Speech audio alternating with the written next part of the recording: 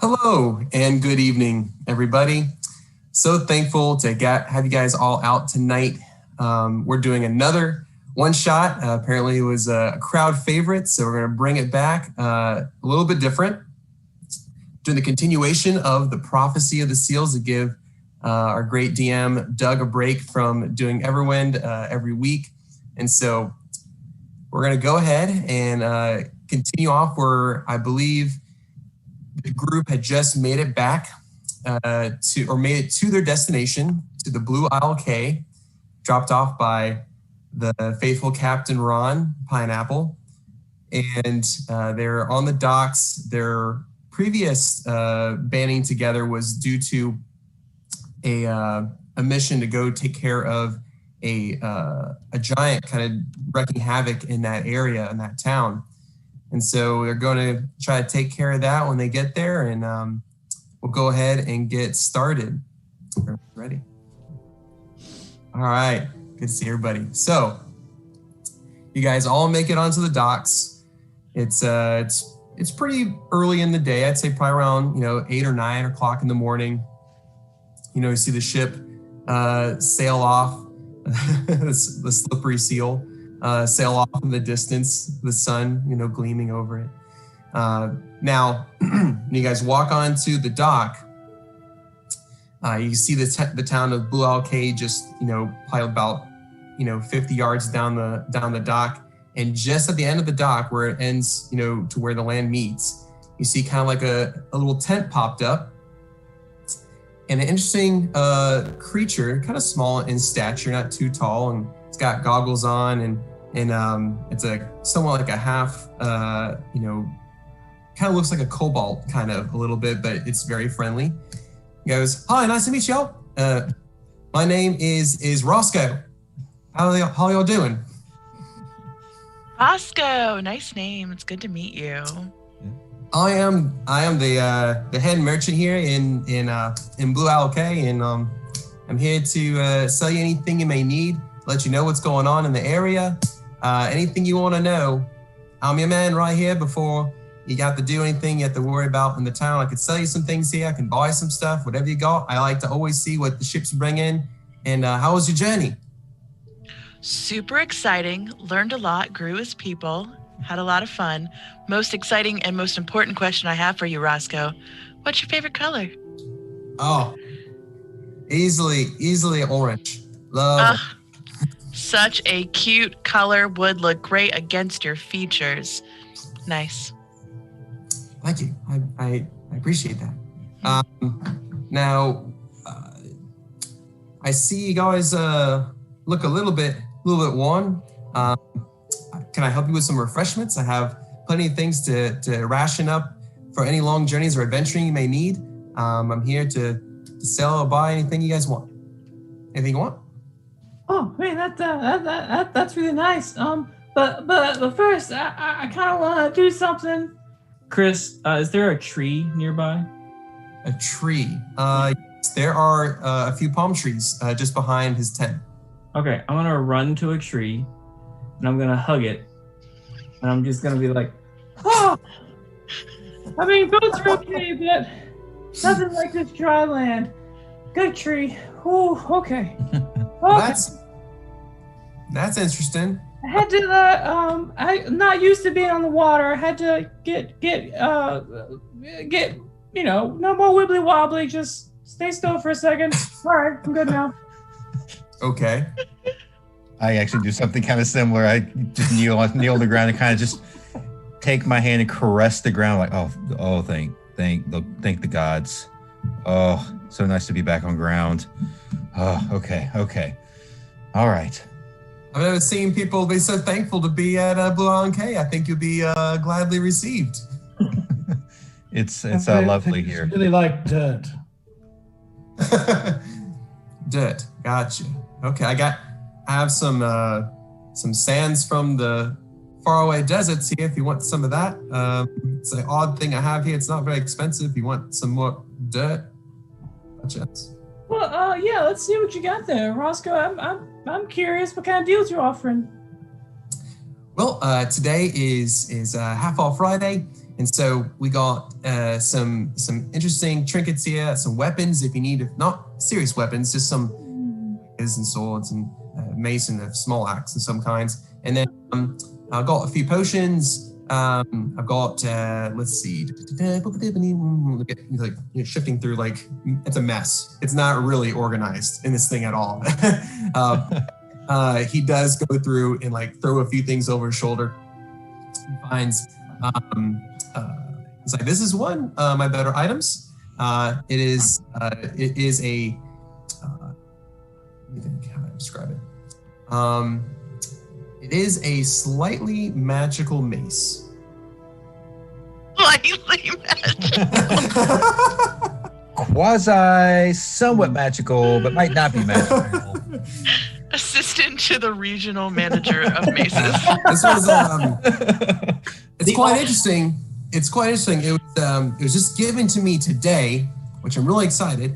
It was one of the few items given or sold to me basically by one of our heroes and champions in Block. Miss Fran the Righteous slain a giant just recently. And there's a party happening right now, and you see you kind of hear people cheering and a woman on top of a table, doing a jig and actually having the head of a giant in her hand. That's my kind of woman. I look around at the group. Weren't we here for the dragon? Isn't that what we came here to Giant. do? Sorry, the giant, not the dragon. Sorry, The the giant. What I meant to say, giant. I'm sure we had a quest and a mission, but like sometimes quests and missions are just opportunities for growth, Okay, yeah, that's fair. Self-questing, self-discovery, self-slaying. Were you employed to come out here and slay the giant? Probably. I believe so. I believe so, yes. I'm sorry to say someone beat you to the punch. There's a lot of adventures out there. It's a competitive market. Super bummer, but good for her. Yeah. Proud of her. Applause for her. Is there maybe like a second giant, maybe a mate of that one? Giant, maybe adjacent, just something in the general. We need money. Yes, Well, good luck for you. I actually did find something that just came in today. A group of centaurs came in, and they're talking about having an issue with their watering hole. Something's happening out there that's having some issue with blight and pestilence. Now, I'm not any special means of knowing how difficult things may be, but these centaurs are pretty serious, and they're pretty serious folk. And they got some issues going on out there with bugbears, and it's a bit of a journey to get out there, but I can tell you how to get there if you want. But they're dealing with some kind of issue, but they're willing to pay over 500 gold and give some magical items from their camp, which is centaurs don't normally do. That's fair. To deal with this issue, because it's apparently a pretty big deal for them. So if you guys are interested in that, I can tell you how to get there. Yeah. An issue with the watering hole. That's what they told me. They say a few words and trot them out. And they don't really give a whole lot of information, but they told me how much to be willing to pay. Someone has poisoned the watering hole. Yeah. Yeah. I just really want to meet some His name was ponies. Woody. It was weird. So, does a centaur like lean really far forward to drink at a watering hole? No, but they have arms, so like they could make cups and dip it in the water. I suppose, but then they wouldn't. I mean, humans don't have watering holes. Oh yeah. I mean, It's a bit a pump confusing. is just a watering hole with mechanisms, It's just, there's so much about centaurs that confuse me. Like, where is their stomach, like in this region, or is it like further down in like the horse bit? We should ask them. And like, do they braid their own tails, or do they get like in a braiding circle, I never thought about that. And one thing I will say, I do sell them a lot of straws. They have a lot of long straws. So they just punch over there and drink it right out of the water, I think. These sound lovely. As long as they're not plastic straws, I think we're okay. No, I always sell paper and wood products. Environmentally conscious. Yes. Roscoe D. Parrish's Bazaar. Oh, well, I guess I do want to see if you have any. Do you have any knives for sale? Any daggers? Yeah, absolutely. You got some daggers right here. Oh, okay. I have he has like maybe 4 or 5. They're standard daggers. I pick up the nicest, fanciest one. How much is this one? That one's on sale today for, let's see, 10 gold. Oh, okay. Is there one that's more like nature-based, more like a very?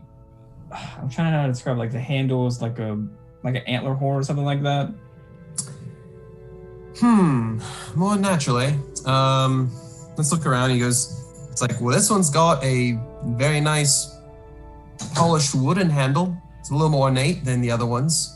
I'd say it was given to me by a noble, or sold to me by a noble, and so it has a little bit of fancier look to it. But I could sell it for the same. I say 10 gold because it's Friday. What about 9 gold? You drive a hard bargain, halfling.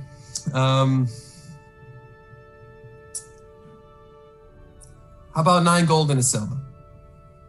Deal. I hold up my little hand. All right, deal. Takes it, puts it in a pouch. How does the quasi-magical mace look? What's it look like? It has a black handle, or I should say hilt. Has a black hilt with a few little ornate rubies on it. And then at the end of the mace is basically, it looks, basically like iron at the end. That the spikes look a little bit discolored. It looks like iron and the ball part, but the actual spikes look a little bit discolored. Almost like a patina, if you will, of the greening of the tips. I've got a theme going on, so I don't know if that really matches my thing. So fair enough. Do you have anything more than slightly magical? Unfortunately not here at Block A. We don't have a lot of things to offer, but this is as best as we got. It's a small township, not a lot going on, but this is all I have at the moment. That's the most magical thing that I have besides, potions of some kind. Well, what sort of potions then? Potion of healing. I've got a potion of, climbing, and a potion of strength, and and a potion of rest. What can I get for 3 silver and 4 copper? 3 silver and a copper? 4 copper. 4 copper. Oh, that makes a difference. Let's see. 3 silver. Just in potions or in anything that I have? I suppose I should keep an open mind. Let's see. I could sell you some rations, some food. if you'd like it, some in a water flask.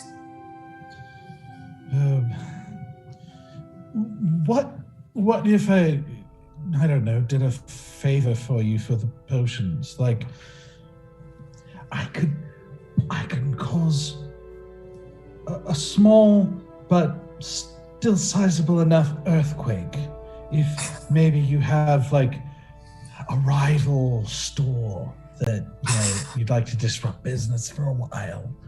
A little competitor. Give you a competitive advantage.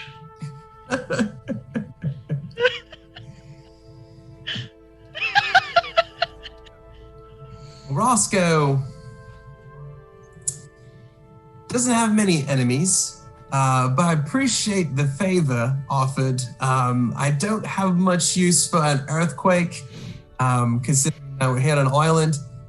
There's a thing I think that are called tsunamis that can affect other places around the area. Hey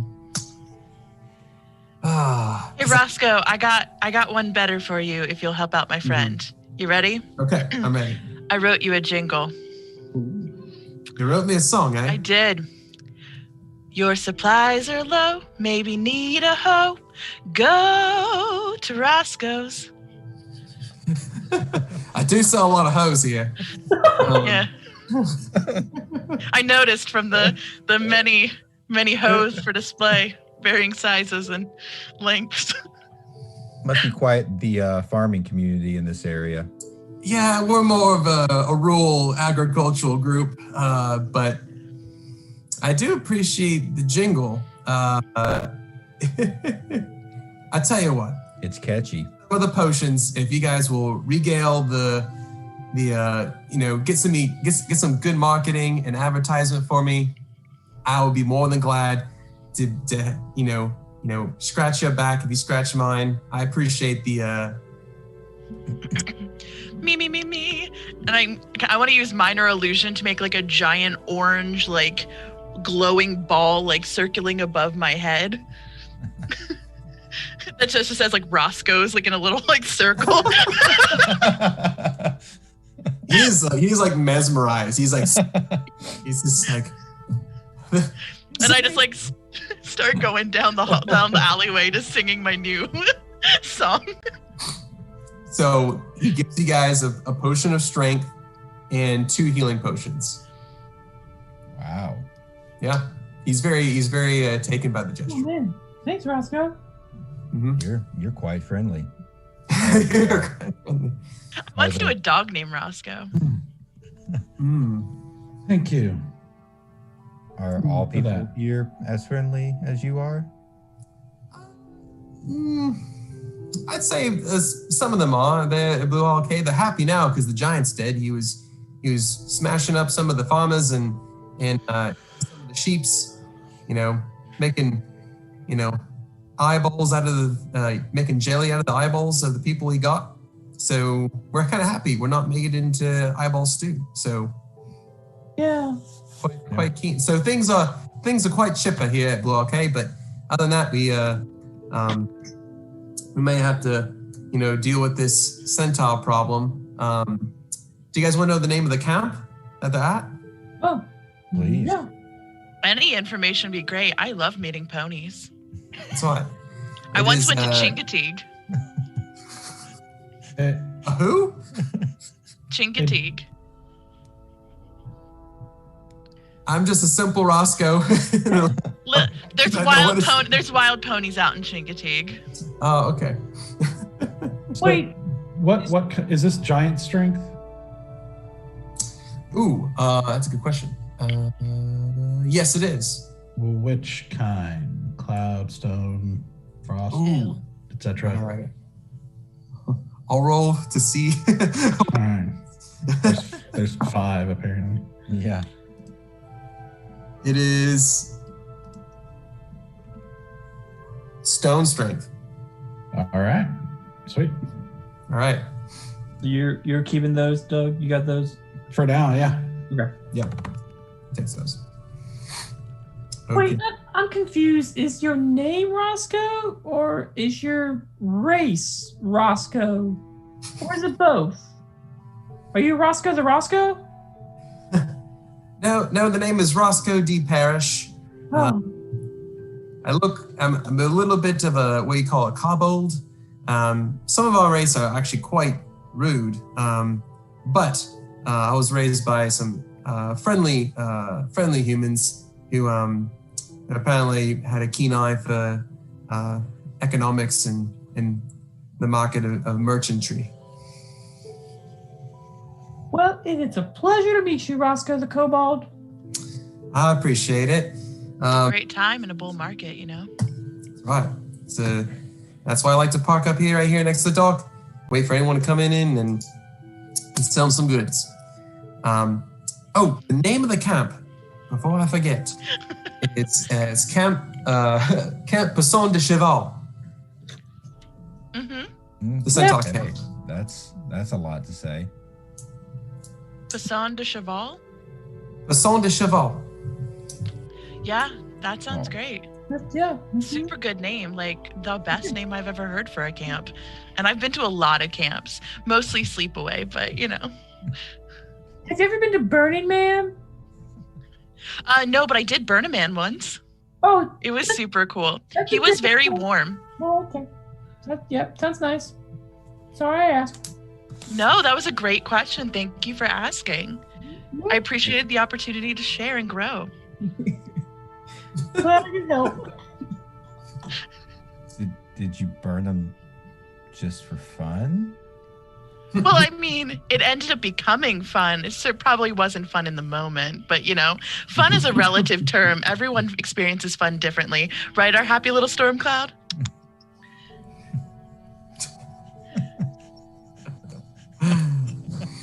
See, he's feeling the fun right now. Yeah. Who's she calling a storm cloud? I forgot everybody's name, by the way. I know Here is Gilly. Gilly. Who are you two? Alarian. Alarian. What are you, Doug? Nerulian Stormbreath. Nerulian Stormbreath. Yeah, our happy little storm cloud. Yep. Yeah, I think she might be referencing maybe your name. It's because I haven't heard that all my life. Well, sure, but I mean, we've been calling you that for like months now, so it would make sense. And I've loved every second of it. Oh my gosh, I love that. I love that you've loved that.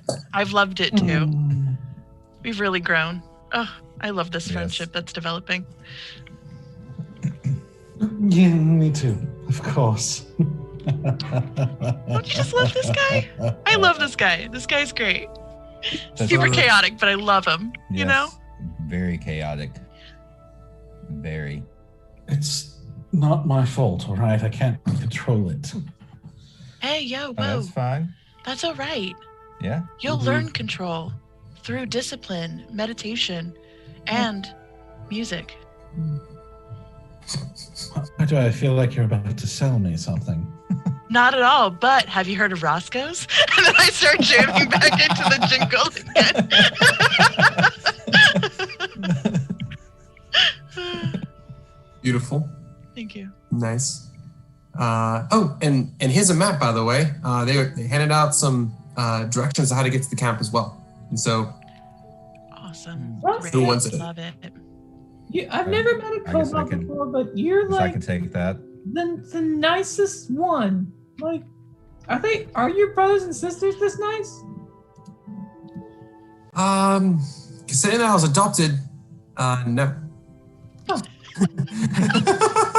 All right then. Yeah.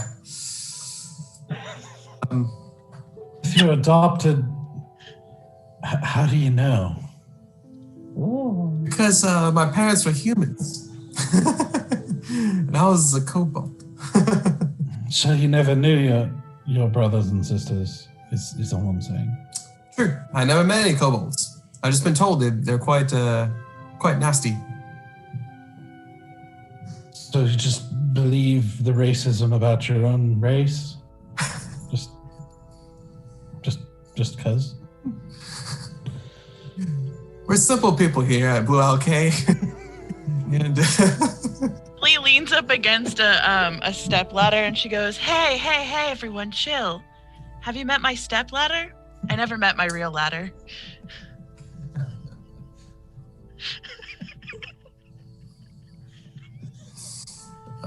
I go over to the stepladder and like, nice to meet you, stepladder.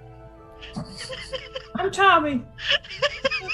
I'm Gilly Gab's, I guess, friend. I don't know what to call us, but pleasure to meet you. Did you say I don't know what to call us? Yeah. Like, what are we, Gilly? And like, I look over at her and like a little wink. Gilly very quickly is like, yeah, and she just like walks away to sing to some new people who are coming off the ship. Oh man. Oh man. One day I'll get her.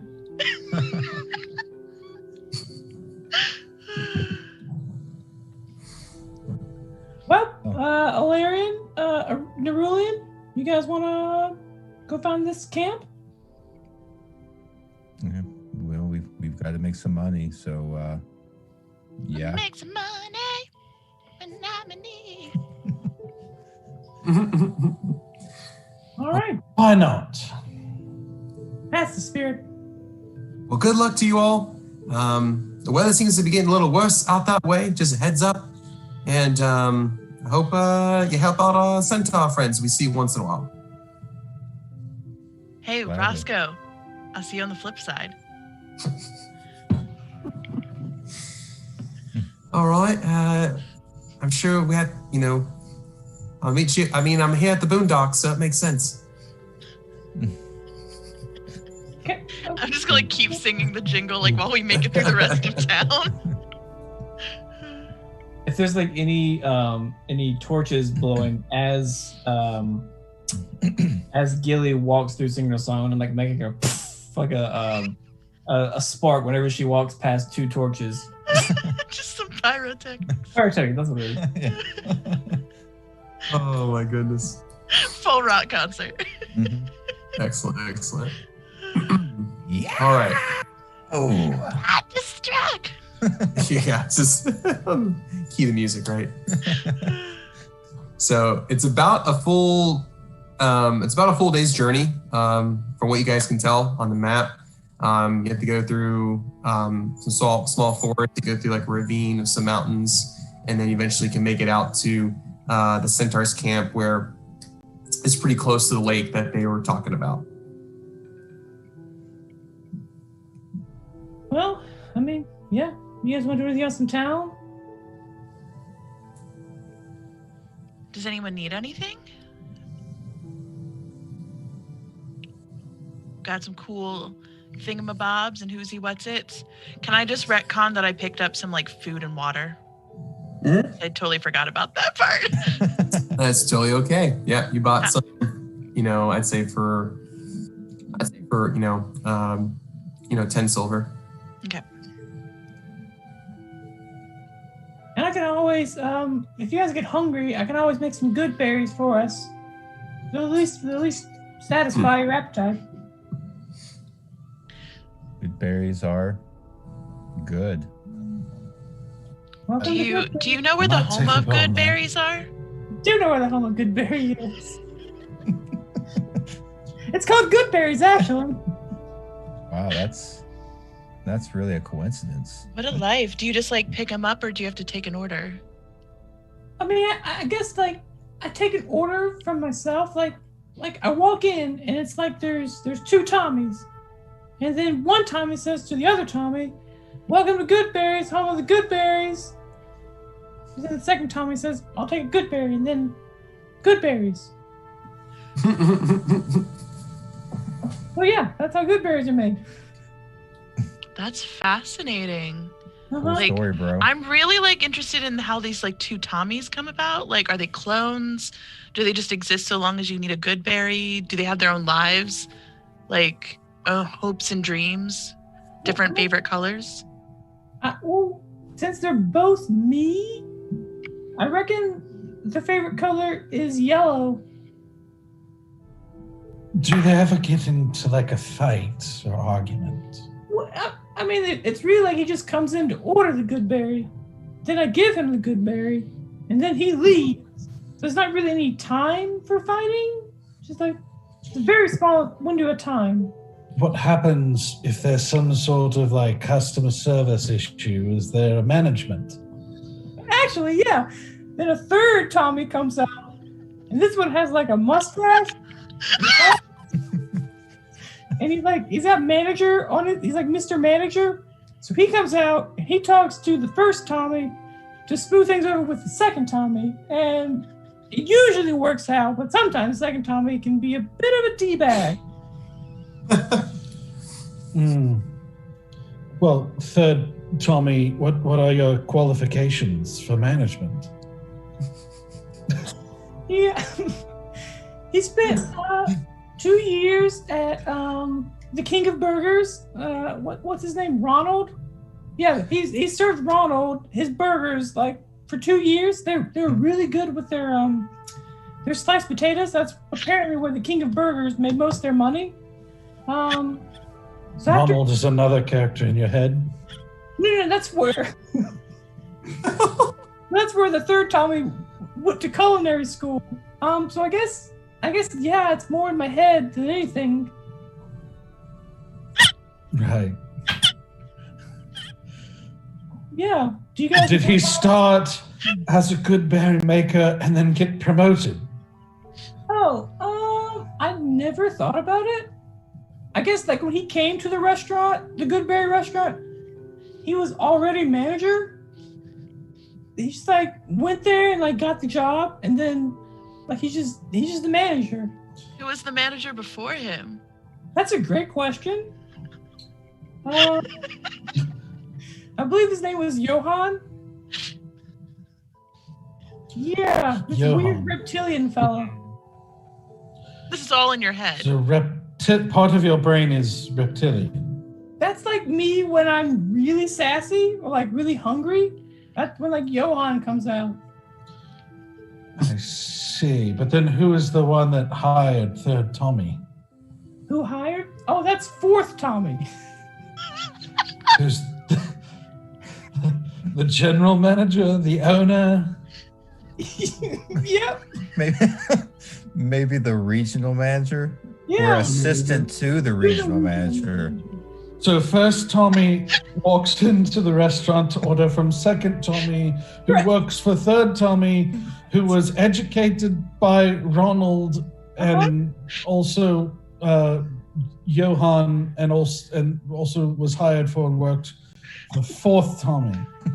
Yeah. Correct. You got it. That's how it works. I have no idea what we're talking about. I feel like I understand so much more and so much less of you now. Yeah. Yeah, welcome to Goodberry, home of the Goodberries. I feel like I want to understand so much less than I did. It's almost like you do desire that we be better strangers. This has been a great Tom talk. I really appreciate it. Hey, that's my name. No kidding. Oh, man.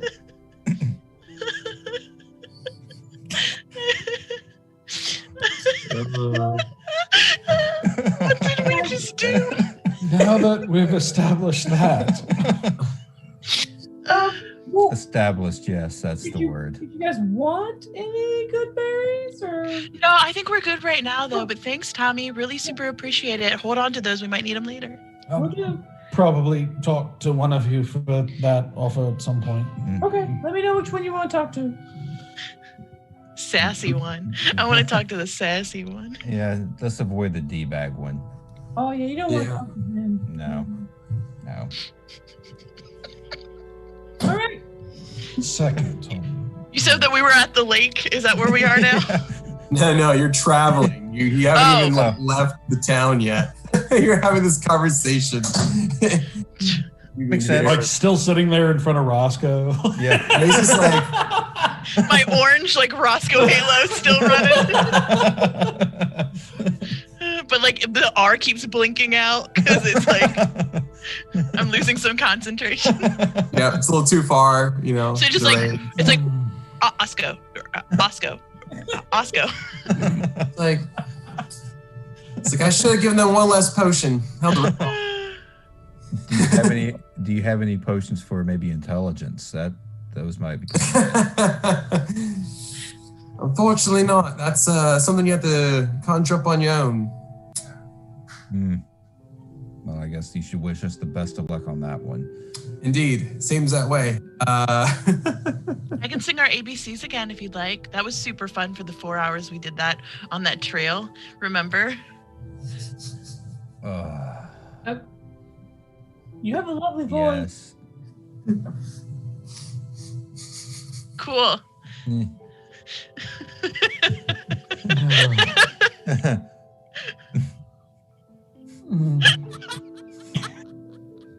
This is so much fun. Man. All right. I want to actually get on the road. Do we need anything else? No. Let's just go. Maybe some headache herbs. Oh. All right. And I just like start walking. Very like. Where's the map? I'll say I've got the map. I think I'll take it. Yep. Okay, so you Alarian, right? That's the name for sure. Yep. Alarian's got the map. Okay. As you can see on the map, like I said, it's a day's journey. It does have some difficult terrain along the way, and there's kind of an open plain that you come across in the beginning after the town, a ravine, and then eventually the centaur encampment next to the lake.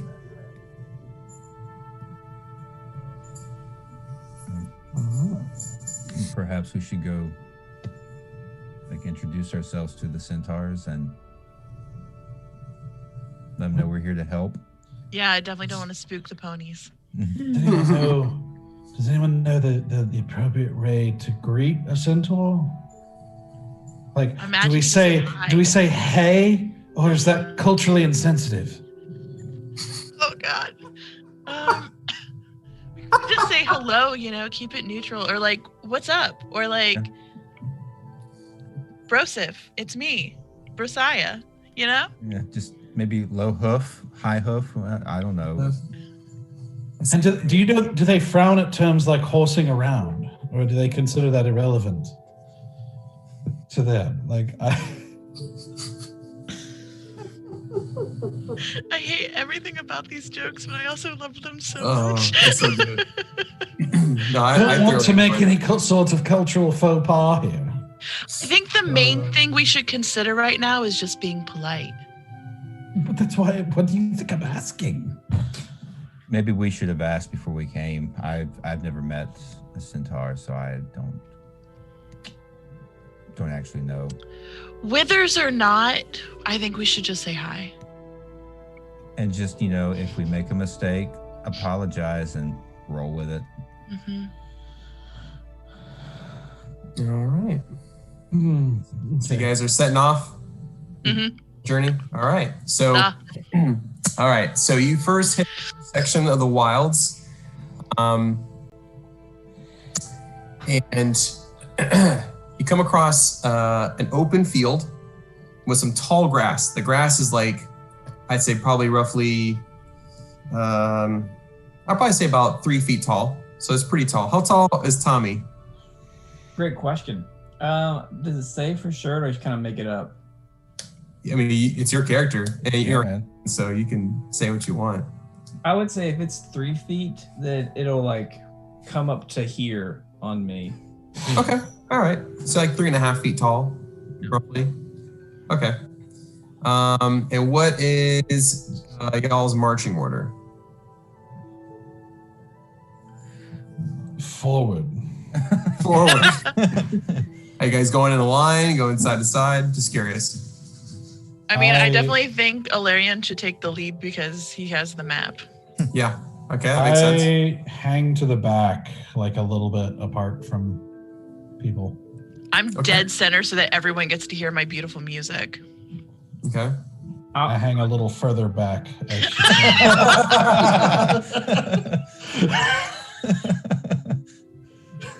I'll be right next to Gilly, and I'm gonna be picking up grass the entire time and making a whatever this is called, a hat, whatever that. Crown, like a reed crown. Yeah. Oh. Okay. Like a Roman. Yeah. Okay. Alrighty. So you guys are going through, and you hear some snapping, like twigs breaking, about 15 yards away to y'all's right.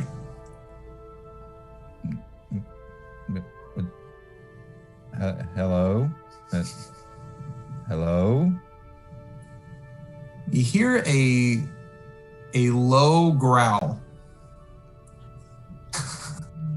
This doesn't sound good. It could be a new friend. Gilly, can you give me a boost? Yeah, and can I like lift him up onto my shoulder? Okay. Can anyone see what that is? Can I see what that is? Do I see him from the shoulder, Chris? You don't see anything yet. However, you do see a pretty rough-looking tiger, actually partially scarred on its side. It's got some like weird poison on its hind leg, and it lunges out after Tommy. Before you put him up on he lunges out for Tommy and straight face plants right in the dirt. Kitty! I go up to like help the tiger up, and You're gonna help the tiger up who's poisoned. yes. All right. And he is not too keen on that. And he takes a swipe at you. That's fine. Why would you help this tiger up? That does. Let me double check. Now, when you say the tiger looks rough, does he look like emaciated and all that, or is he just like he looks like he's been attacked? I would say you have to do an investigation check to see what kind of exact wound is, what kind of wound it is. Okay, go ahead. And would you roll for the attack? For the attack, it is an 18 to hit. That hits. Okay.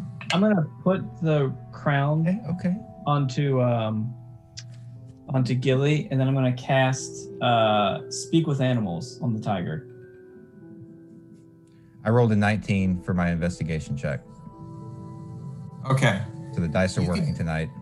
There you go. All right, I'll do the wound first. You can see that the tiger's wound, you actually see several wounds now. It looks like there are dots, kind of like I'd say maybe silver dollar sized across its back, and on its hind legs are like these almost like necrotic poison wounds in its back and its hind legs at the moment. And whenever it swings at you, it goes for a claw attack. Let me see. Okay. 1d8. I got so many dice here. I'm trying to figure out which one's which. All right. That was actually not too bad. Did 4 slashing damage. Okay. Handle that. It was almost like a quick reaction to you getting close to it. I do take like a reactionary step back, but then I don't actually move away from him. Okay. And what did you say, Jeb? What'd you want to do? I'm going to cast Speak with Animals on the tiger.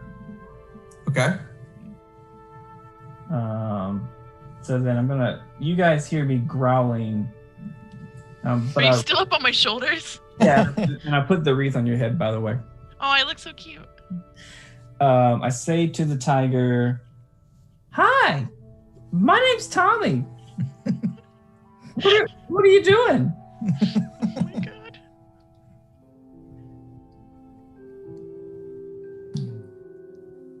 We are hungry.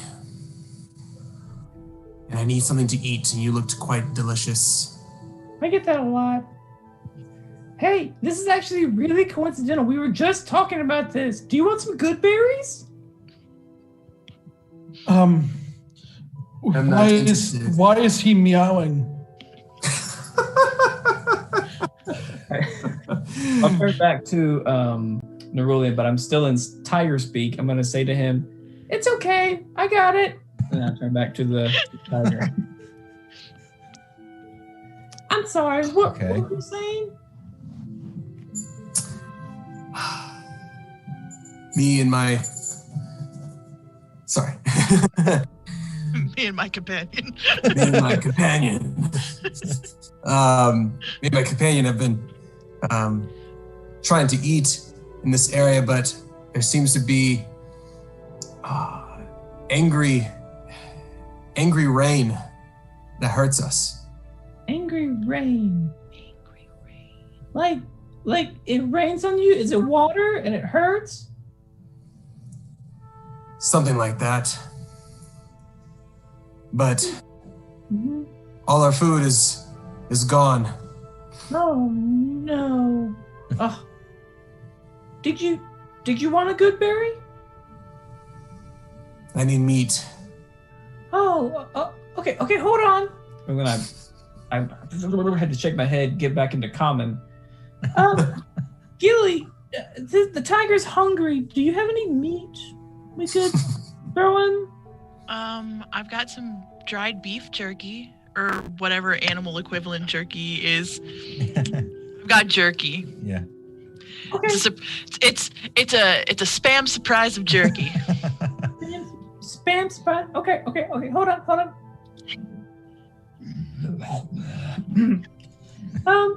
We have jerky.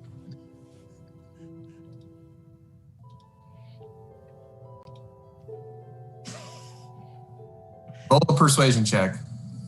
Okay. Persuasion. It's actually no. Do nature. Do an. Yeah, I'd say this is more of a nature thing. Perfect. That is a 19. Okay. He readily takes the jerky and limps back off into the grass. Walks with the animals, talks. Thank you. And it's like, wow. It's just leaps off into the high grass. It's very, very well done. Good job. As he runs off, can I just sing "Born free as the wind blows"? You hear the loud wow wow. In the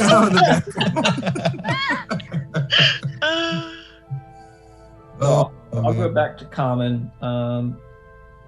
He mentioned something about hard rain. It hurts. Cool.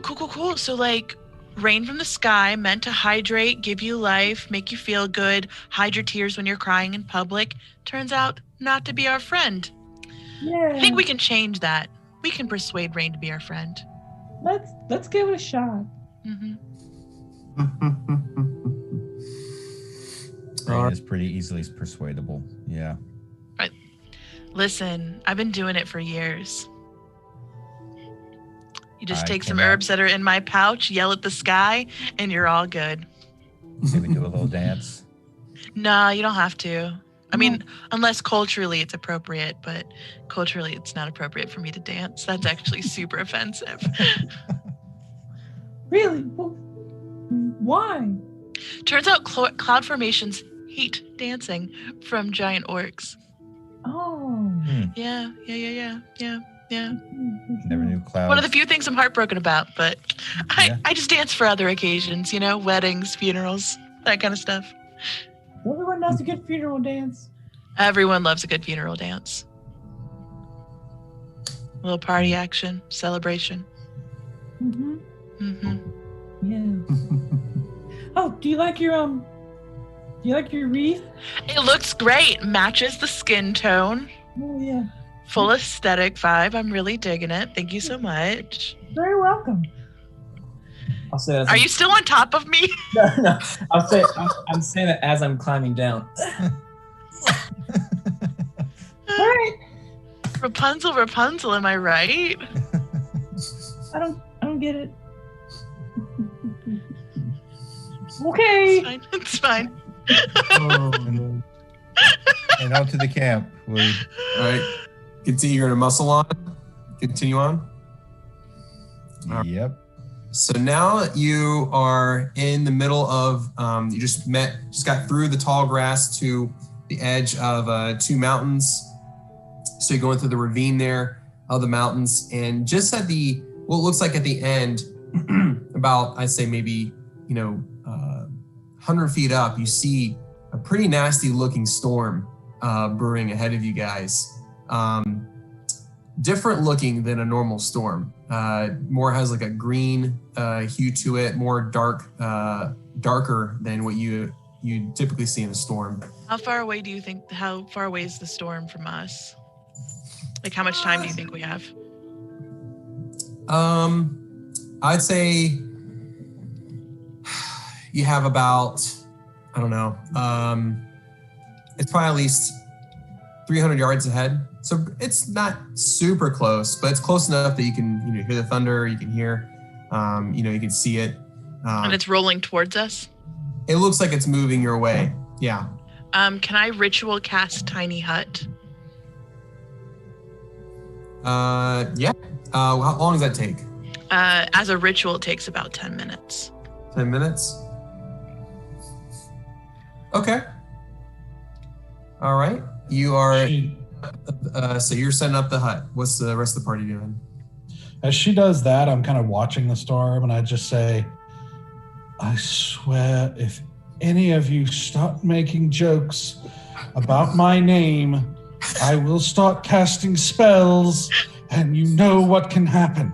Can I do one? It's really easy. Just one. One. Okay.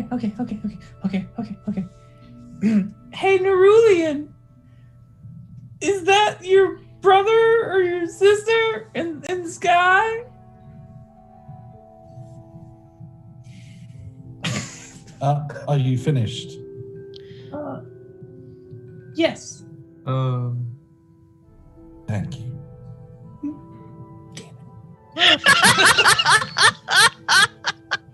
I think you should leave the jokes to those who have been working on their material in small bars across the whole countryside next time. Okay, next time a storm cloud comes, you get the one joke. Okay. Yeah, like if we're going to make those sorts of jokes, maybe we leave it to someone who's not the last to know when it rains.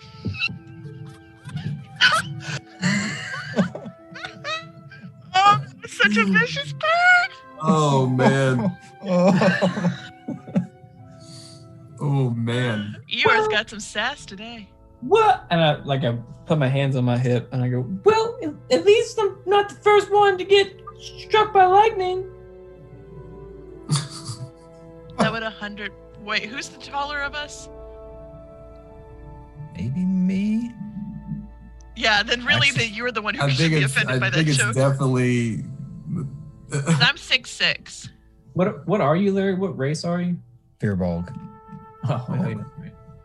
You're pretty tall, I think. Yeah, I don't think I ever actually set my height, but we'll say I'm 7 feet tall. Why not? Let's roll with you're it. a big dude. 7 feet, a solid 300, just built. Jacked. Awesome. I almost think that I take offense to that statement. I don't, since. What? Yeah. I didn't. There's more talking. Hey, friends, in order for me to complete this tiny hut, you're going to have to get real close to me. Otherwise, you're not going to be part of the tiny hut. Oh, okay. Nope. Okay.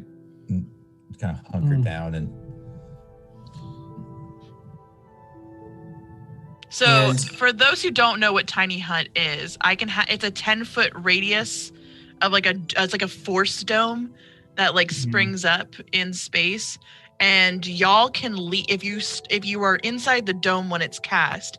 You can leave the dome and come back in, but things that were not inside the dome when it was built can't come in, and that includes like magic and like weaponry. Like someone can't shoot at us, and someone can't cast inside this dome.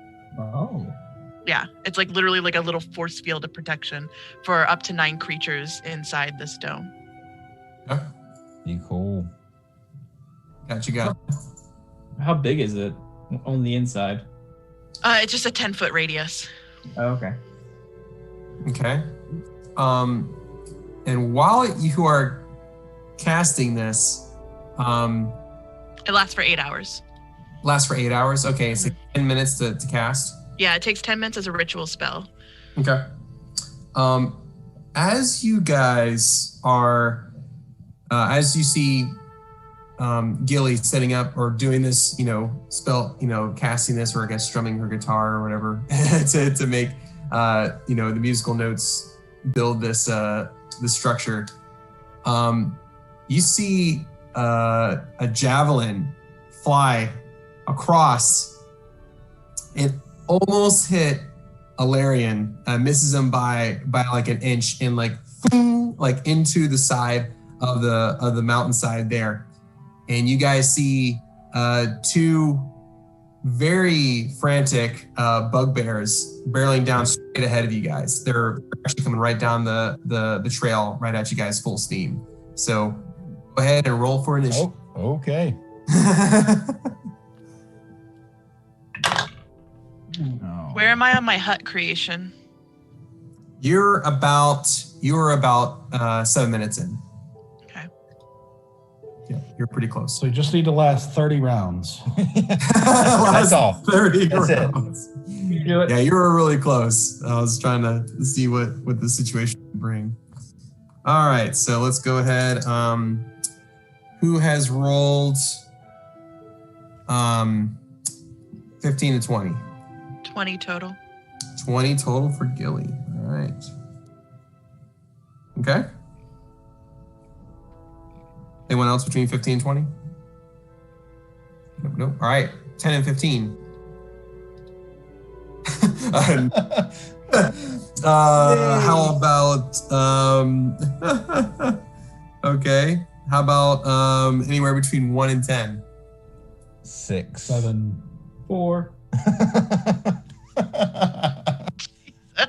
This seems about right. All right. Oh my god. So I'm way too distracted by the spear that just about hit me. So Nerlian, you're 7, you said? 7, yeah. You're 7. Larry, you're 6. 6. Okay, that's what I thought. Okay. And then Tommy was 1. 4. Oh, 4. Okay. Four. All right. Gotcha. Tommy. All right. So, Gilly, you recognize this right away, and they're about. We don't have a map for this. They're about maybe, I say maybe 40 feet away at this point. So I have a question because as a ritual spell, it doesn't require concentration to build Tiny Hut. Mhm. So can I, in theory, cast a different spell while I'm still building Tiny Hut as a ritual? I think that's a tough question. I think ritual spells, from what I know, is kind of like you need concentration for. I don't think you can do it in the background. Maybe. It doesn't have the little C, so that's why I was asking. Usually, yeah, if it says concentration, you can't do multiple concentration spells. But usually when you can do multiple spells, they're usually instantaneous. Like they happen and you can do another one or something like that.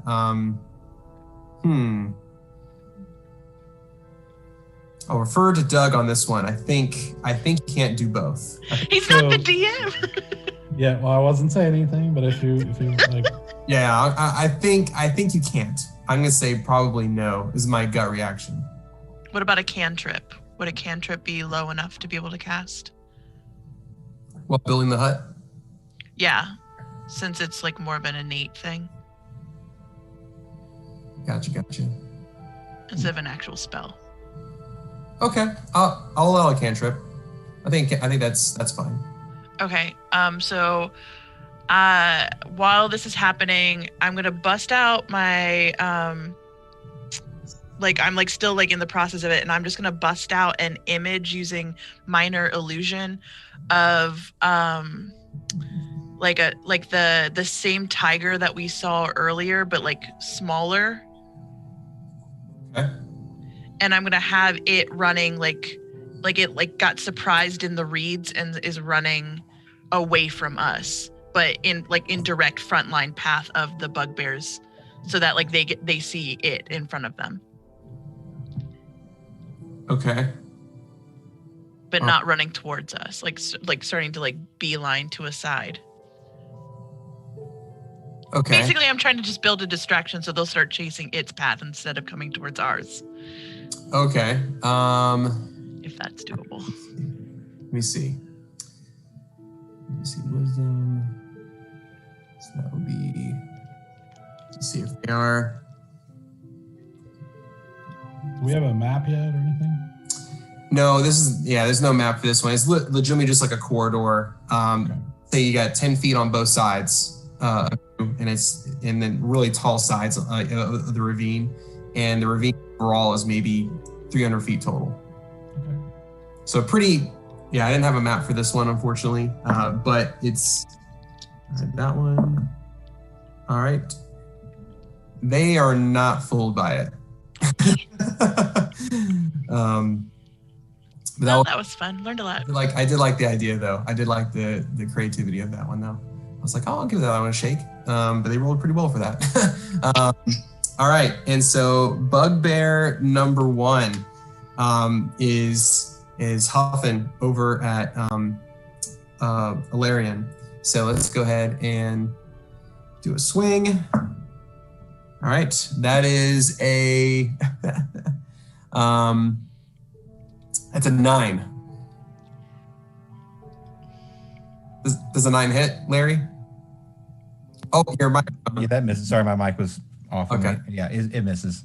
It misses. Okay, I thought so. I thought you were looking at me like, oh, that hit. I was like, oh, dang, I didn't know. What kind of character are you playing? All right. So he takes he whips out a Morning Star and does a big swing. And you just kind of like sidestep him, and he's like, hurrah! Totally whiffs and misses you. The other one comes and swings for 13. Is that me again? Yeah, to you again. Oh, Yeah, this one's coming at you as well. Misses me. Misses you as well. And the second one tries to go on the other side again with a Morning Star and totally whoof. You just go like sidestep both of these fools. You're just like, what is this? Yeah, hour they go funk funk on both sides. All right, and so next on is Doug.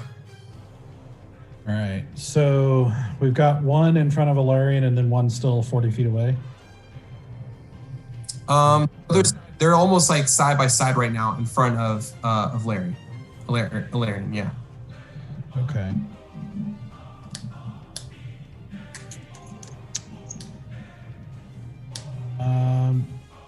Okay, I'm gonna cast.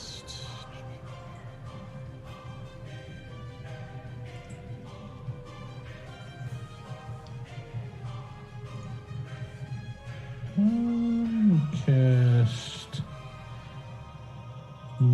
Chaos Bolt. Ooh. Of course. That seems appropriate. Yep. Yeah, Chaos Bolt. Yeah. Which is an attack, and if it's a hit, I'd roll for what kind it is. Right. Just at a level 1. Okay. So that's a 23 to hit. That definitely hits. Heck yeah. All right. So let's see.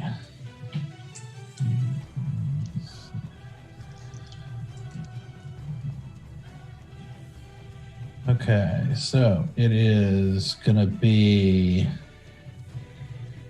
force damage. Okay. And it's 10. All right. Gotcha. So bugbear number 1 on the left side of Valerian takes 10 points of force damage. You fire that, it looks like this, kind of almost like wind-like dart from your hand, and it hits him square in the chest, and he he kind of reels back and holds it for a good a good bit there. That definitely knocked the wind out of him real strong. He didn't like that one bit, and kind of spit out a little bit of blood at the same time too. All right. Let me roll for wild magic here. Yes, wild magic. I was about to ask you. It's time for some wild. Nope. Didn't happen. Oh man. Oh, thank you. I get to participate. I should ask. I should ask. How far back am I from the party? You are. We're all grouped together because we had to be close for Gilly to do her thing. Yeah, so you're within 25 feet. I'm gonna scoot back. Even further? Okay. Yeah, till I'm about 40 feet away from them. Fair enough. All right. I got you marked with that. 40 feet back. All right. And right now, it is Alarian's turn. All right. Well, I am putting away my shield, and I'm going to, which brings my AC down to 14. Okay. And I'm bringing out the great axe. Okay. And Here we I'm go. going to attack with, let's just say the first one that attacked me. But I'm going to, since I've got Great Weapon Master, I'm going to take the -5 penalty to this and pray that my dice don't completely screw me over. We'll see how this goes. You're swinging at the first one? Yeah, the one that attacked me first. Gotcha. The first one I got there. Gotcha. Natural 20. Oh my. All right. All right. What else can I? It's been so long since I've been a fighter. I have to remember all the things that you can do because you can do a lot. You can do some crazy stuff. Also, Yes. it's been a while since you've rolled to be able to do anything. That's very true. It's been a month. It's been a solid month since I've been able to actually do anything. I'm so sorry. Okay, so let me go ahead and just do this. It's a 1d12. Which one is the 12? Not that one. Man, okay. Oh, it's 3. So that's doubling that. That's a 6 for that one. Plus 10, so that's 16 because of the Great Weapon Master. Mm-hmm. And I will expend a superiority die to do Distracting Strike. So let me go ahead and roll that.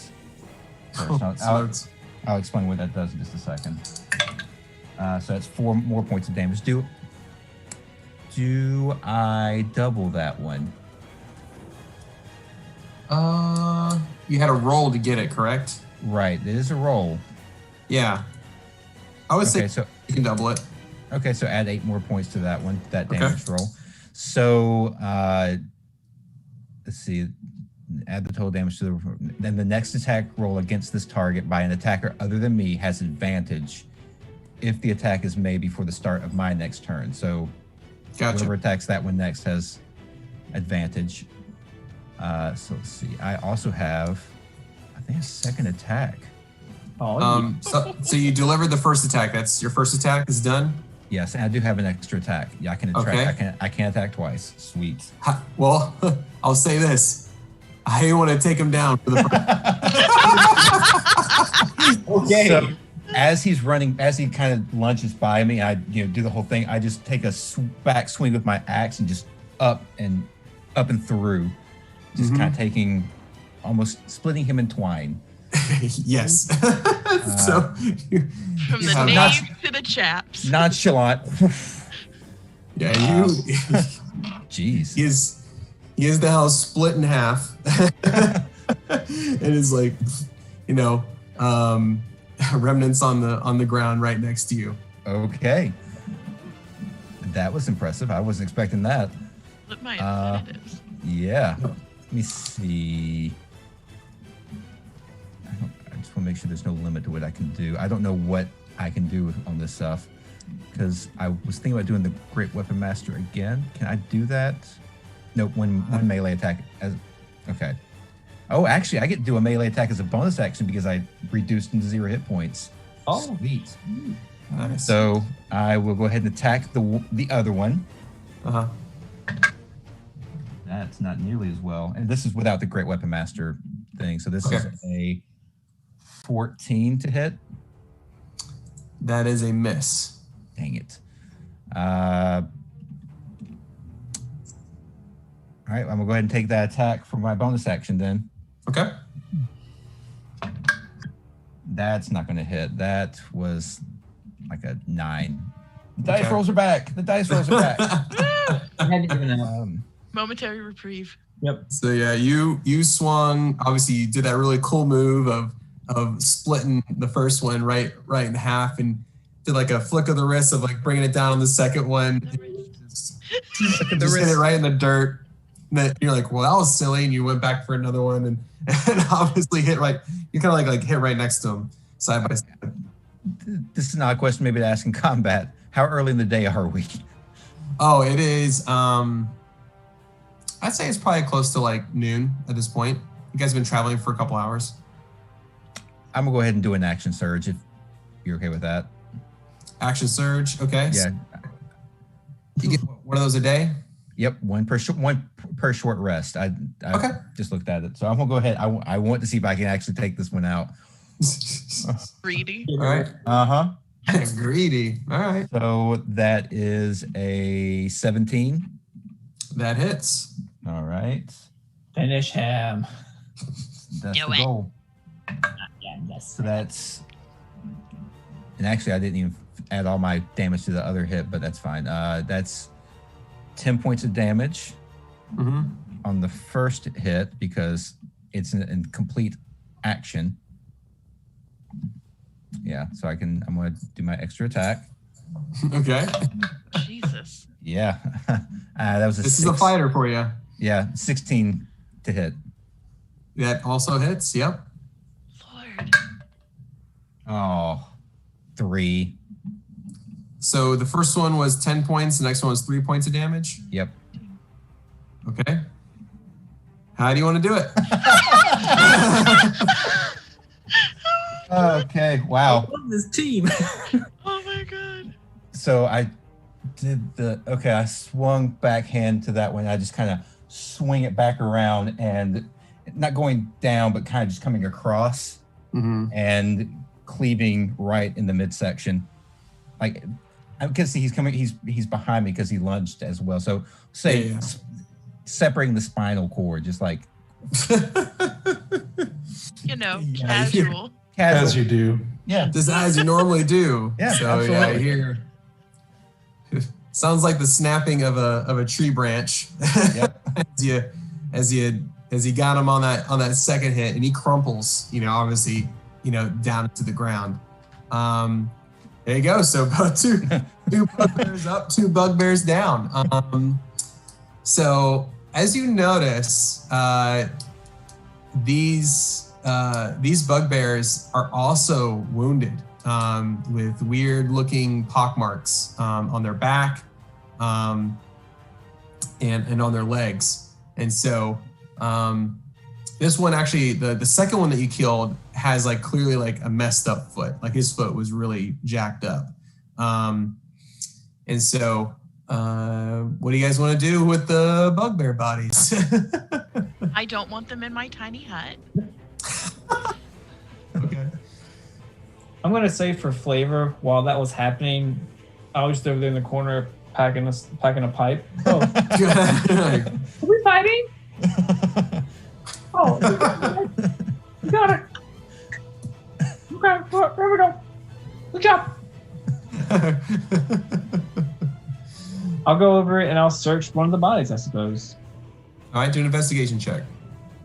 Which one are you doing? Joe? I'll do the one you killed first. Okay, I'll do the second one. Chris, that is an 11. Okay. All right. You discover that there's between a very good set of, they have a pretty hefty coin pouch and also some mixed jewels within that, some rubies and sapphires for a total of 200 gold. Okay, yeah, I take all that. The rubies, the gold. Perfect. And I rolled a 12 for the other one. Okay. He just had the mace. He was just the guy. The guy. Just a regular mace. We both had the standard maces, yeah, regular old maces. And the second guy still had his javelin. So he had a regular old javelin. All right. But yeah, you could tell that the same kind of burn, or I'd say almost looks like weird poison burn marks are on these guys, as well as the same thing as on the tiger. But Tommy could conclude. Wait, you say I could conclude? Yeah, you conclude it. Yeah, you're the one who kind of figured it out. Okay, yeah. Both the tiger connection and the bugbear connection. So guys, first of all, we hit major payday, 200 gold. Like we're good. But yeah, these marks, they look a lot like the tiger was saying about the rain. They were both hurt the same way. Well, my dear friends, all of that sounds great. I'm almost done with the hut, so get inside, because rain, tut-tut, looks like. Yes.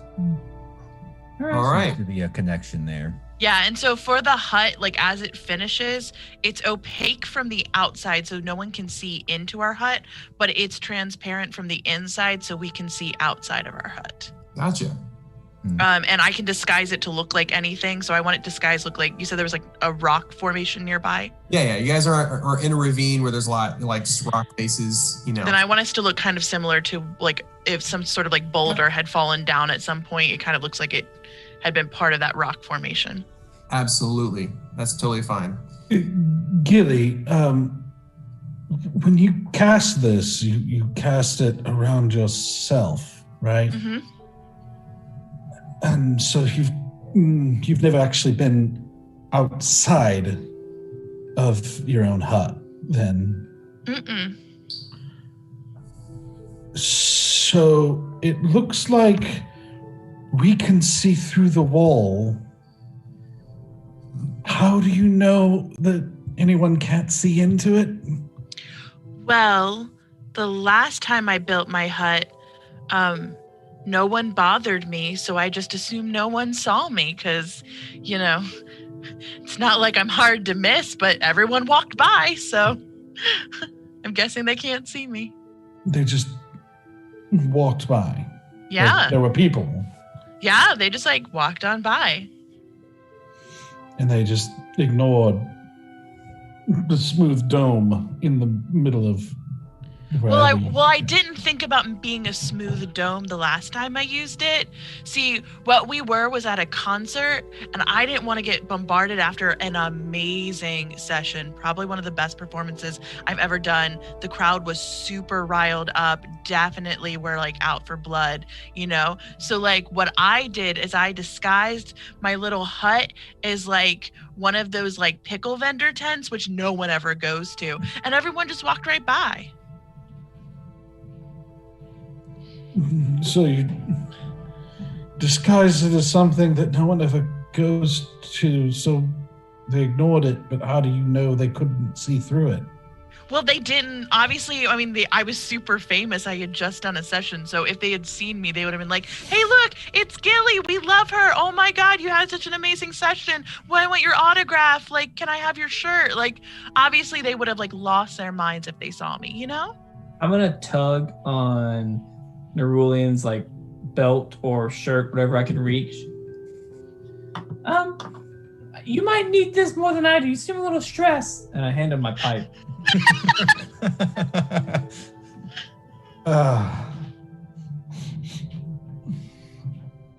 Thanks, but no.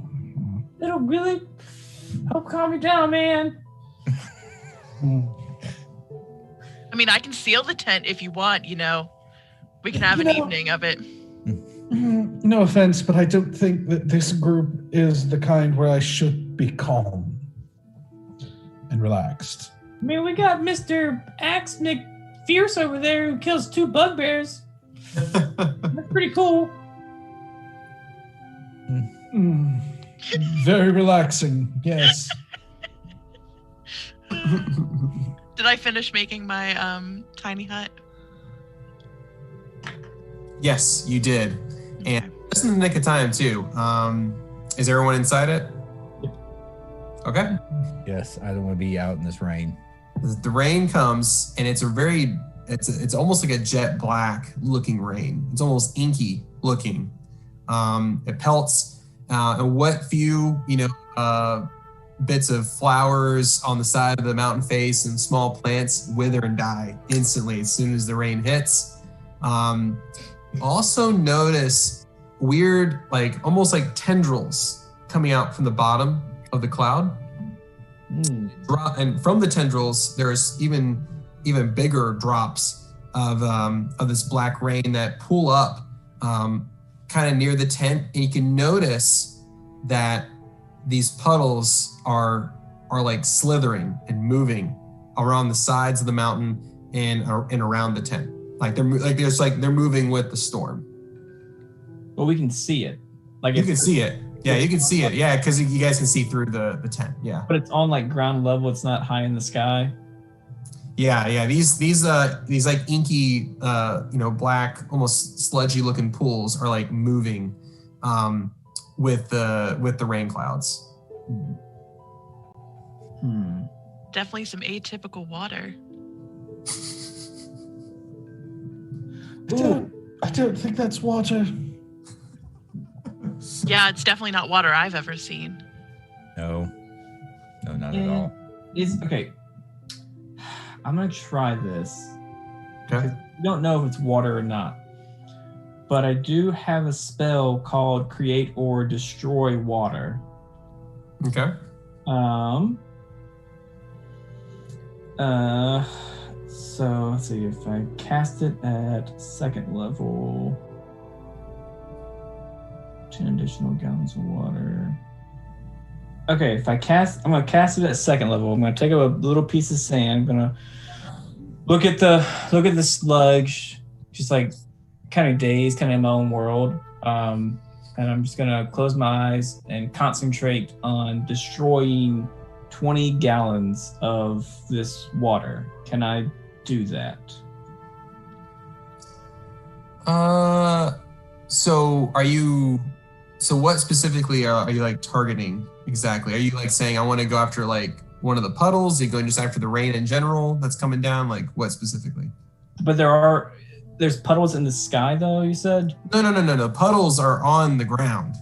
Oh, okay. Slithering on the ground. They're not suspended. Oh. I'll so I can do a cube of shape sorts. A 30-foot cube. I'm gonna destroy 20 gallons of water within a 30-foot cube around our hut. Just see if I can do it. So you're trying.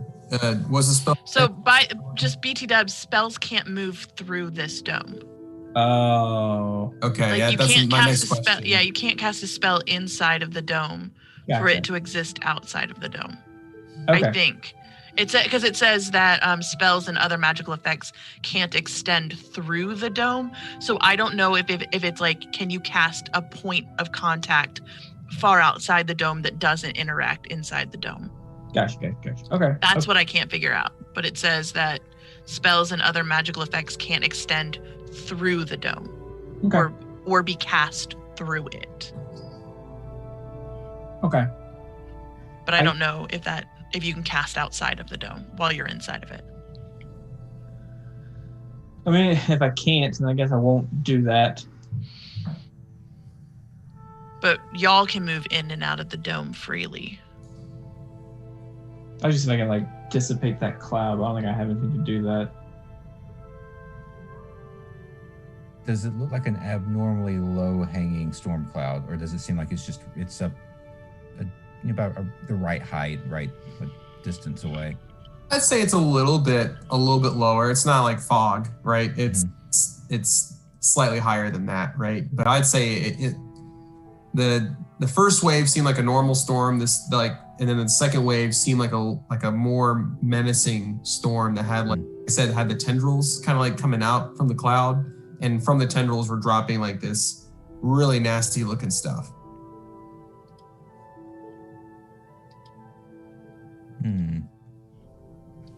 None of this seems right. I recognize anything about these? I'd say you can do a history check for sure.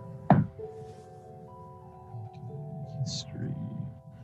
18. Ooh. All right. Nice.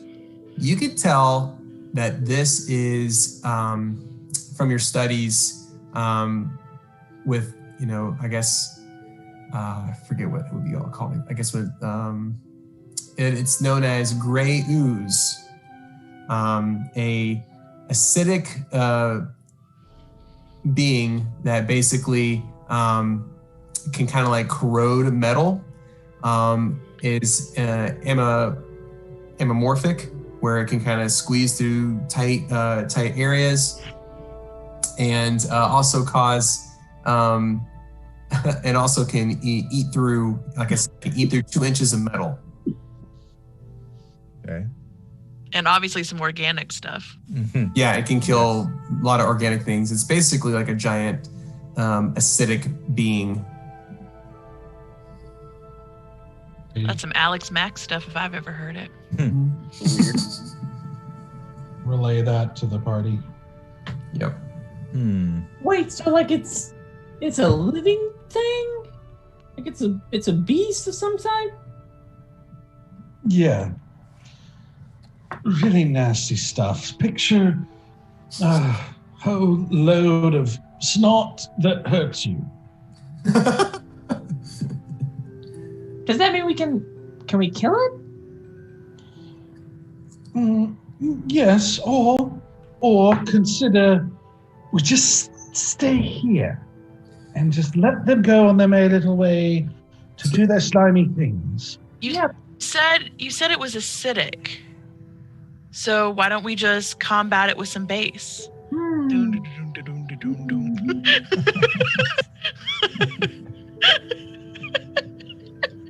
Yeah. Do you have any? You're just wiggling your fingers in the air and saying dumb, which is appropriate. It's the magic invisible bass. You have a magic invisible base? I do now. Whoa. Okay. I'll tell you what, Gilly. Why don't you step outside and test it? Well, if I do, you all will be outside very quickly. If I leave my dome, it doesn't exist anymore. No, see, they're not harming anything. We should just leave them be. Except the countryside. Yeah, they are harming things. Harming Things that lots are of things. attacking us. This seems like an enemy of my enemy is my friend kind of situation. Did that flower attack you on the stone up there? Did it say mean things about you? If it did, let me know though. Like, that's super not cool if it did. I'm just genuinely asking for clarification. Yes? What did it say? I'd rather not repeat it. Oh Too no, painful. Wow. I understand. I do apologize. I didn't mean to trigger any things. Wow, I've never met a flower that was so disrespectful. Yeah, that's not cool, man. Yeah. Apparently you've never seen a rose.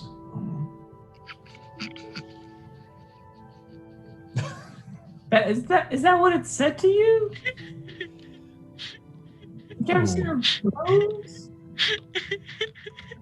No. Oh. Oh man. Oh gosh. I just What a moment. think this is a terrible place, and we just need to let these things cleanse it. Yeah. Well, Chris, I want to make an Arcana check to see if if this is a spell that somebody cast, or is it just like a naturally occurring thing? You're gonna do this outside the tent? No, like an Arcana check. Just like see if I remember, if I know that this is something that is usually cast by a wizard. If there's like I want to find the source of this, see if we can stop it. I say it's more of a history check. Okay. Sense, because you're trying to figure out has this happened before in other places that you might have experienced in your lifetime. Sure. I'll do a history check then, specifically about the source of this thing. Sure. Oh hell yeah. That is a 21. Ooh, Okay. look at you. breaking out the rolls. I know. Tell that a pretty powerful necromantic nature has to come in order to create anything like this. That there's a few times in the history of your upbringing that you heard about acid storms, or anything that kind of brought about rancid rain, and to bring about oozes naturally. It requires a source. It requires a source of a pretty powerful evil, necromantic in nature, in order to even bring that into being. Things like, you may remember things like things called great thirsters, things that kind of suffocate water and things like that. In order to, usually they're cursed. Usually they're cursed beings that kind of can bring about things like this.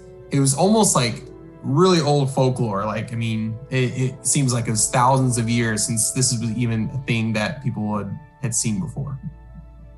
With this knowledge, would I be able to tell, could I tell a range of how far this thing is, or where this person might be, how close they might be? I would say no. I would say whenever these things happened, it was, within, I'd say, a couple miles. Okay. Mm-hmm. Do you relay this to us? Yeah. I'll tell you. So this is necromantic. I'm remembering now. Something caused this. Either someone or something. But there's something on this island that I think we should figure out and put a stop to. The worst type of romantic. Necromantic. The necromantic. Not romantic. Yeah. So you're saying whenever something happens that there's a cause?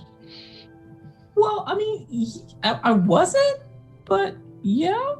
This thing has a cause. I know this thing does. So something happened and there's a cause. This is top tier investigative work that you're doing. Well, that's why you got me on the team. You call me Detective Sherlock. Certainly not to reach things on the high shelves. Hi, man. Gee. Man, someone's awfully snarky today. You Listen. started it. Hey. We're friends first, colleagues second, disciplinarians sixth, and investigative journalists ninth. So let's just come together, Do you happen to have Well a said. Tommy for each of those? Yeah, the investigative journalist is Sherlock, like I said. Detective Sherlock over here, man. What does the disciplinarian Tommy look like? That's Helga. I met Helga once at a party. It was wild. Yeah, she's crazy, man. Yeah. Hmm. Meeting a like it. disciplinarian at a party, fun times, let me tell you what. That's been some party. It was. I remember exactly 4.5 minutes of it. Yeah.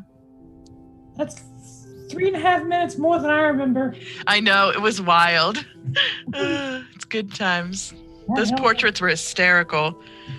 That painter was doing some great work that evening. I just like hardcore. Yeah. Just real time. Portrait after portrait. Oh, man. Mm-hmm. Am I tagged in those portraits? No, I was pretty good about erasing all of the tags on the portraits. Okay, good. Yeah, no. Didn't want to disrespect you like that. I 100% did not remove any of the tags from any of those portraits. BT dubs. Wait, did you whisper that to me? No. I did not whisper that to anyone. I whispered that to the viewers at home. Oh, okay.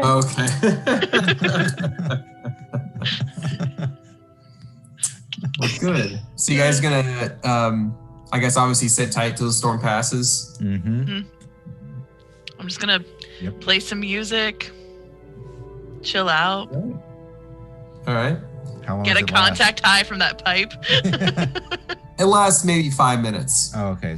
So it passes by pretty quickly. And so does the ooze that kind of moves along with it.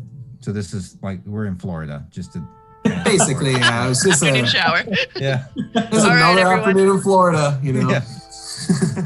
I like the weather. Wait 5 minutes. Yep. That's right. Black ooze, terrible things. All right, everyone, we can leave the Publix now. Let's go. That's right.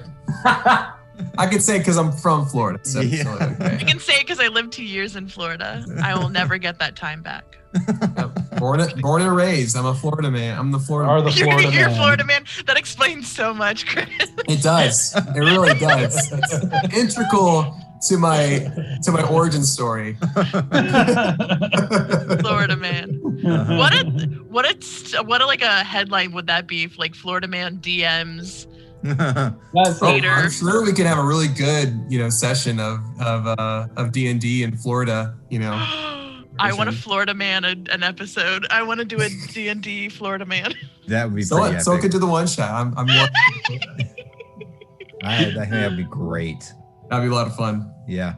Is for all the rain that came down, is there any so the ooze left, but is there any pockets of that acid water still left? It's evaporating, but yeah, there's still some small remnants of it. So yeah, you guys wait till the storm passes. You guys gonna get out or still wait inside?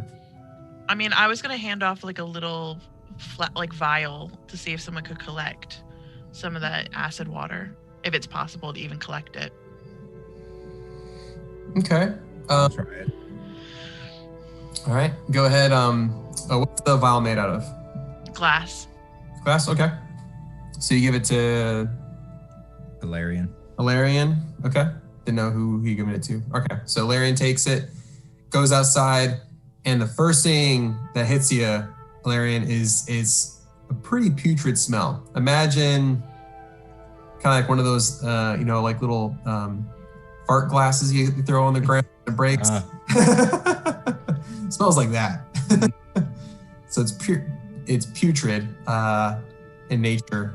It smells like a sewage plant. This is quite lovely. It's pleasant out. You should all come join. Yes. And then I just kneel down and try to collect some of the water. Yeah. Or whatever the substance right. is, because it may not be water. All right. Do a dex, I guess, acrobatics check in a sense, of scooping it out. Okay. Yeah, I just wanna see what you got. Acrobatic chemistry. That's right. 13. 13? Okay. You're dexterous enough to scoop it and not get it on your hands when you go to scoop, out of the glass vial. Yeah. It's kind of a weird way to scoop something with a vial. But you did fine. I do it with panache. Just, Some panache. Yeah. But yeah, you nail it. Now it is acid. You can tell, by the nature, it's definitely just a pool of acid at this point. Not much water at all, if any. Yes, this is This is pretty much straight acid. Do we still look like a rock from the outside once you left our tiny hut? Do they? I mean, yeah, she has it still cast and she's inside it. Yeah, then it still looks like a rock. It's not transparent or anything like, not from my point of view. Yeah. It'd be opaque from your side. Yeah. So just so you guys know, this discussion was had earlier, it looks like a rock. Hey! And then I'm gonna instantly like uncast tiny hut, and then just like the fumes just come like barreling into us. Oh. Oh, but Yes, I told you it was quite lovely out here. It's pleasant. why? Smells like sleepaway camp. Mm-hmm. That smells like sleepaway camp? Yeah. Oh, why did you uncast it? Well, he said it was good out there. I start watering. Yes. Smells much like the swamp that was near my village, so like home. a little like home. You're welcome. There you go. It wasn't the best part of home, so You're still welcome. I appreciate your optimism. I'm going to use prestidigitation to try to basically get like a little bit of a breeze going in front of my face. just hold your hand right here. Yeah, and then I cast minor illusion to make like a little like little air tunnel.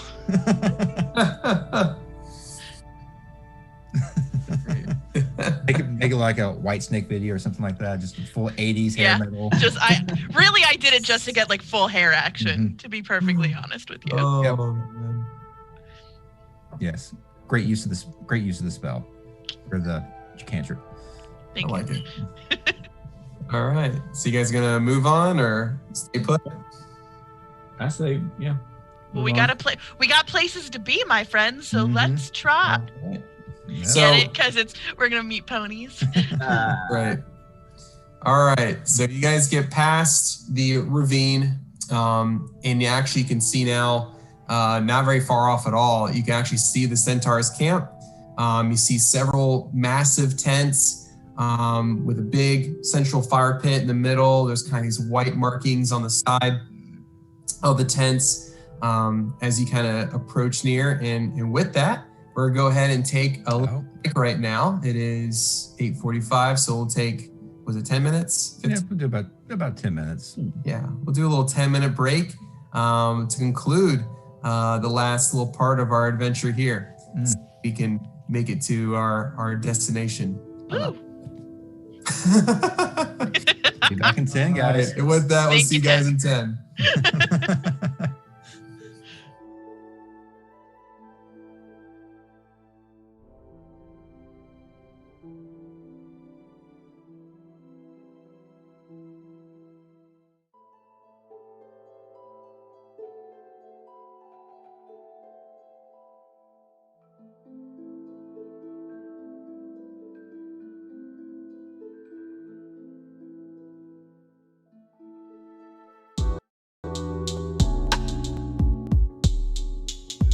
Welcome to the paint party, Isn't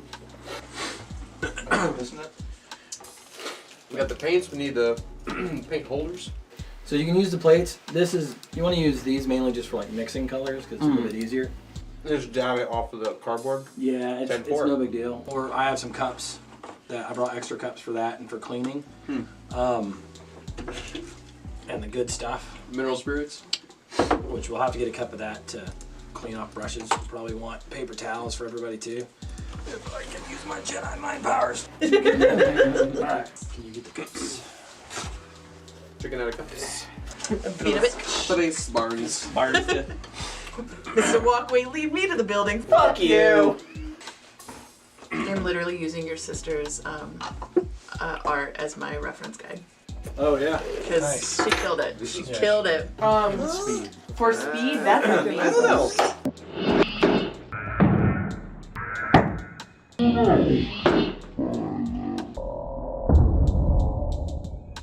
Try that one. Oh. Are you kidding me? I didn't do it. What just happened? This is why we can't have nice things. Oh, Jeb is the reason we can have those things. Absolutely.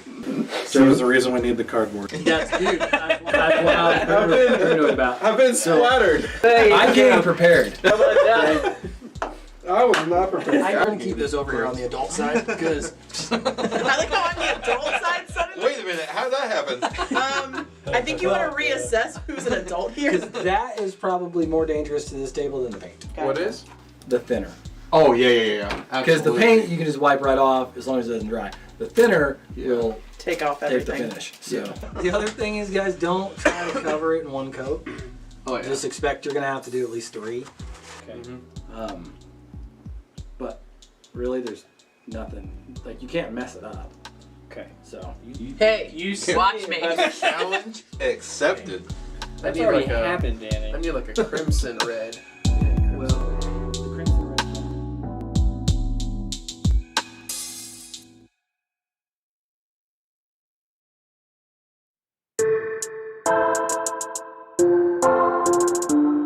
And also with the washes, whatever, go a shade lighter than you're gonna finish with.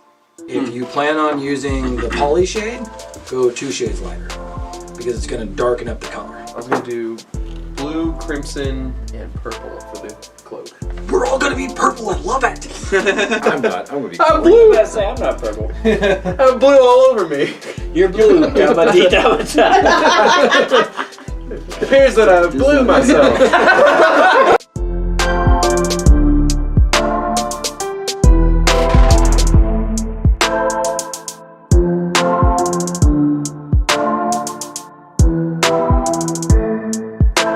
I did not anticipate So, the bow staff being in the way when I designed him. and you can use some of the bigger ones to like mix colors too and blab them on. These ones I bought specifically for dry brushing later for the detail. More texture on it. Because you want these big fat ones, and I might even cut them down with scissors to make it shorter, and then you just barely get any paint, wipe it off, and just like. Oh.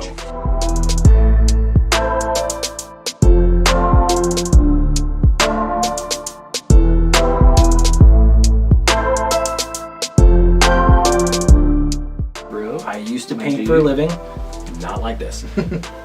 Wait, what did you paint for a living? I was a house painter for a couple of years, but that was after I stopped working. I was a government contractor and I painted aircraft and like met generators, and so I can do like actual auto body paint, and then I can as well do like faux finishes and latex paint and stuff like that. Awesome. Wait, so you can do Autobots and Decepticon paints? That's all I heard. I can do atomized and airless paints if you want to get really specific, and stains and. Sounds like it was a transformative experience. So hop on to happyactionfuntime.com and contact us today. Do you need Tune auto? into the Everwind Chronicles for jokes like these. Keep you in stick Top shelf.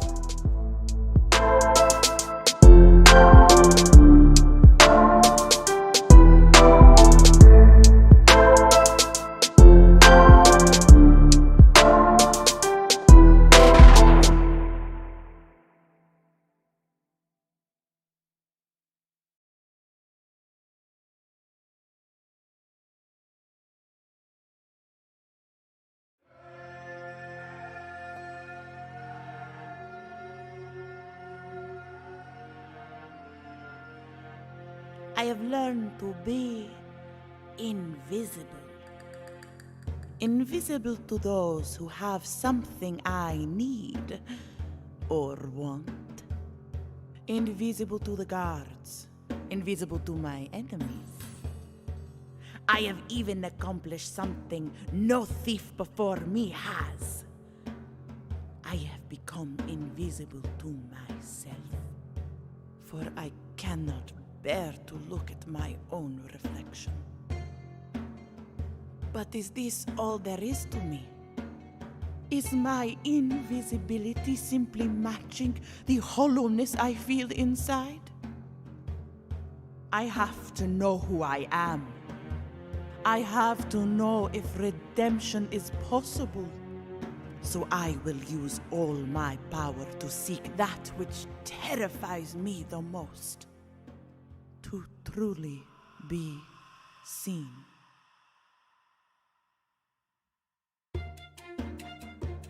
And perhaps along the way, slit a few throats of those who do not deserve to be seen.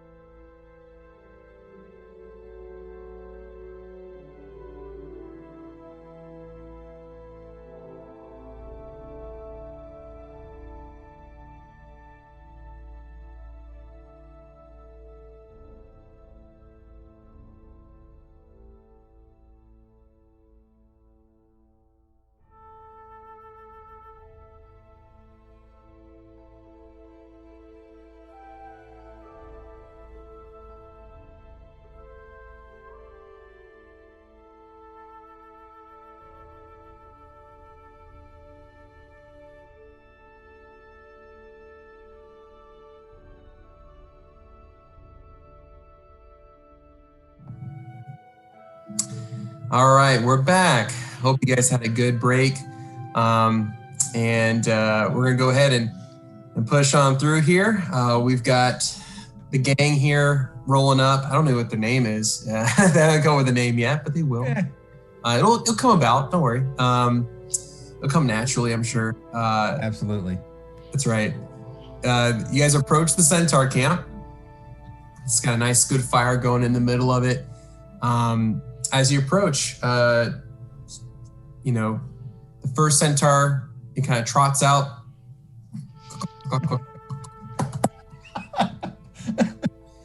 What are your coconuts, man? Your coconuts. I need the coconuts, yeah. And the name is Jacques Bosch Centaur. Nice to meet you. And this is not me. This is Gilly, like full freak out excitement. Oh, hi, Jacques. Okay. My name's Tommy. That's Gilly up, and then we got a Larian over there, Derulin over here. So we were sent by this really cool guy named Roscoe. He said you guys. I know Sir Roscoe. Yeah. Oh yeah, perfect. So he said you guys need some help with something. Yes, we have a problem with our water. It's got a problem in the lake back here, and we need someone to take care of it. But we can't leave the camp because we're dealing with a bugbear issue, and actually come closer to the camp so that you don't have to worry about the bugbear throwing the javelin into your skull. Yeah. Okay, let's go. Oh, okay, sure, yeah. Probably don't have to worry about those bugbears anymore. Oh, if you see one or two, there's at least 40 more. Good to know. Yes, the nasty bugbear, the apple is the worst. Let's go. That's what we call them. Gilly is like full horse girl excited. Like she's like trotting along next to him, like prancing her feet the way that the horses are. Like she's totes excited. Look, I've never seen two-legged prance before. It's okay, but that's all right. And they're and they do like the horse like. I don't know what that's called, but there's this fancy way that horse like Dressage. Yeah, but it's. I mean, it has a specific name. It's a specific type of walk and dressage. Right. Yeah, I couldn't remember the name. I'm not gonna get real horse girl on you. We're fine. Okay, so he trots in, and all the rest of them are. Rest of the centaurs are friendly, like, oui, and they walk, and they kind of like. I love that they're all French. They're all French, And so they somehow makes sense. I don't know why, but I'm sad they're not Italian because then they could all be Lipizzaners. Yeah, not quite, but no. There's so Jacques Beau, he goes, yes. If you take care of this issue we have with if you figure out what's wrong with the lake, then we are more than glad to give you. We have a chest here of 600 gold, and one of our most prized possessions are our archery wrist wraps. So our braces, as they're called, a centaur bracer, basically. Well, what? Archery wrist flaps. Wrist wraps is called. I couldn't say it in archery French. wrist flaps. It's a very technical term. Wrist flaps. Wrist wraps. Couldn't say it in French very well. Everyone on this island is just so nice. Like, what is it about this island? Everyone's so cool. Well, the bugbears are not very cool, if that's what you're talking about. It's really it's the temperate climate. You'll find that most people in like temperate climate areas are just much more chill, much nicer. You know, it's just how it is. And Tommy, being from a colder area, takes offense to this. Goes, what does that say about the northern people, huh? We're not just cool, we're ice cold. Fist bump. Okay. I don't. All right. We're fine though. Northern people are just as chill as you Southerners. All right. I never said you weren't. Yeah, you didn't.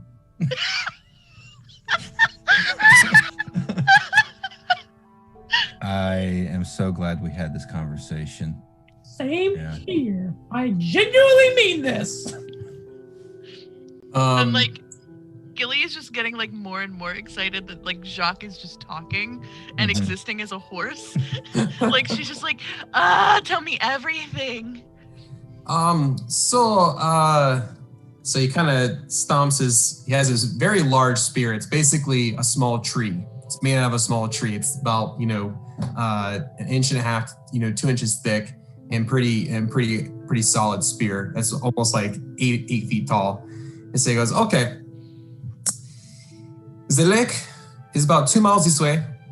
And watch out for those silly bugbears, Could you just tell them to go boil their bottoms, you sons of a silly bugbear, and you empty-headed animal food trough vipers, is what you should tell them. As soon as you see them. My gosh, I'm gonna say all of that. As soon as you see them, you tell them that, and they'll hopefully go away. But we'll deal with the bugbears here, hopefully, if they ever come, like they've been doing the past couple of days. But the gold is there, as you see, we have it here. It is real, and also our wrist flaps. Bracers, basically, centaur bracers. Just be careful. The water has been more treacherous lately, but it's our only source of water here, and this is our sacred ground that we never want to leave. But good luck. We appreciate you coming out here, and hopefully, if you guys make it out, we'll enjoy a nice big dinner here. Okay. And gold and magic items? Yes, this is a magic item passed down from many generations of centaur. Very, very important to us, but this is a very important issue. Our land is more important than our artifacts, and this is a legendary bracelet that allows you to have a keen eye on landing your target with a bow and arrow. All right. Does anyone among us use a bow and arrow? No, but it's free with purchase, so take it. And actually, I have a longbow, so. Well, it turns out Larian has a longbow this whole time, but he didn't use it because, Hulk smash, Exactly. I like whispering. Whispering is fun. I have lots of emotions. All right. All right. Yes, sounds good, I suppose. All right. And so, Are we going to fight bugbears? Or are we going to fight or take care of this acid? he needs you to take care of the lake because they're defending off bugbears themselves. Okay. So yeah, but he'll take one of them. Will escort you to close to where the lake is. It's less than 2 miles away. Pretty close. He gets within like 30 yards of the lake. Gives you a salute. Says, "Thank you, messieurs and madame." And then. And like Gilly just literally like watches him prance away, just like. And and so you guys discover this lake, which now looks more of a gray color. It has an island in the middle. It's a pretty wide lake, maybe 250 yards wide, with a little island in the middle. And right there, at the edge where you guys are, is a raft. Doesn't look like it's in great shape. But that is the only thing there at the moment that you guys can see. What do you guys want to do? Sorry. Does it have like does it have a stick with it like a gondola? Yeah. As a raft, it's a raft where basically it has two Oars. Two oars in a sense that you basically can take and either stick into the ground and push, or actually use as paddles if you wanted to. It's wide enough for all you got to fit on it easily. It's about, I'd say, 15 feet long by 10 feet wide. But there's nothing else in there. It's just the raft and the island and then the shore. Correct. Are there any sticks or anything that like I can like pull from the like marsh edge to like test the water? Pretty much everything is dead around the lake. Don't worry, guys. Don't worry, guys. I got it. Everyone just hop in the boat. I'll get us going there real fast. Don't worry. I'm gonna sounds great. Walk to the edge of the water and kind of dip my pinky in. Okay. Just water. More. And then go ahead and roll a wisdom saving throw. Uh-oh. Oh, sorry. Constitution. Sorry. Yeah, Constitution. Okay. Saving throw. Oh, that's actually 21. Okay. Yeah, it definitely it definitely poisons you a little bit. You take about, I'd say about 7 points of damage. Jesus. From my pinky? Yeah, it for a almost 21? it lights you up. Like it's like almost like wow, your hand in pure acid.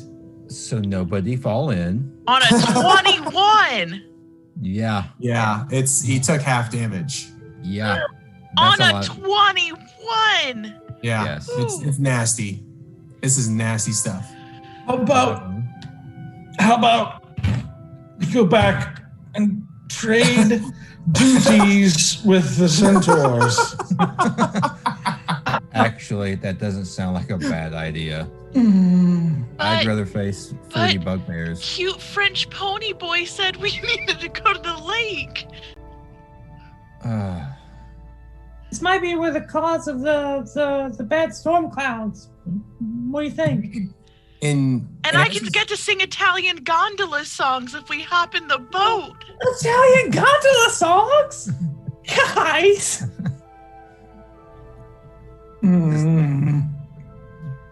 How does the island look? Does it look like it's teeming with life, or does it look dead like everything else? It's also dead. However,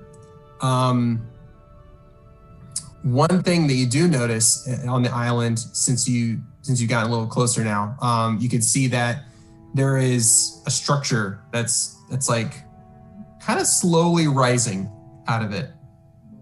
Like it's moving? Yeah, it's slowly moving up. It looks like kind of like a gray rectangle slowly rising from the center of that island. How many feet away would you say? From shore to that island? Yeah.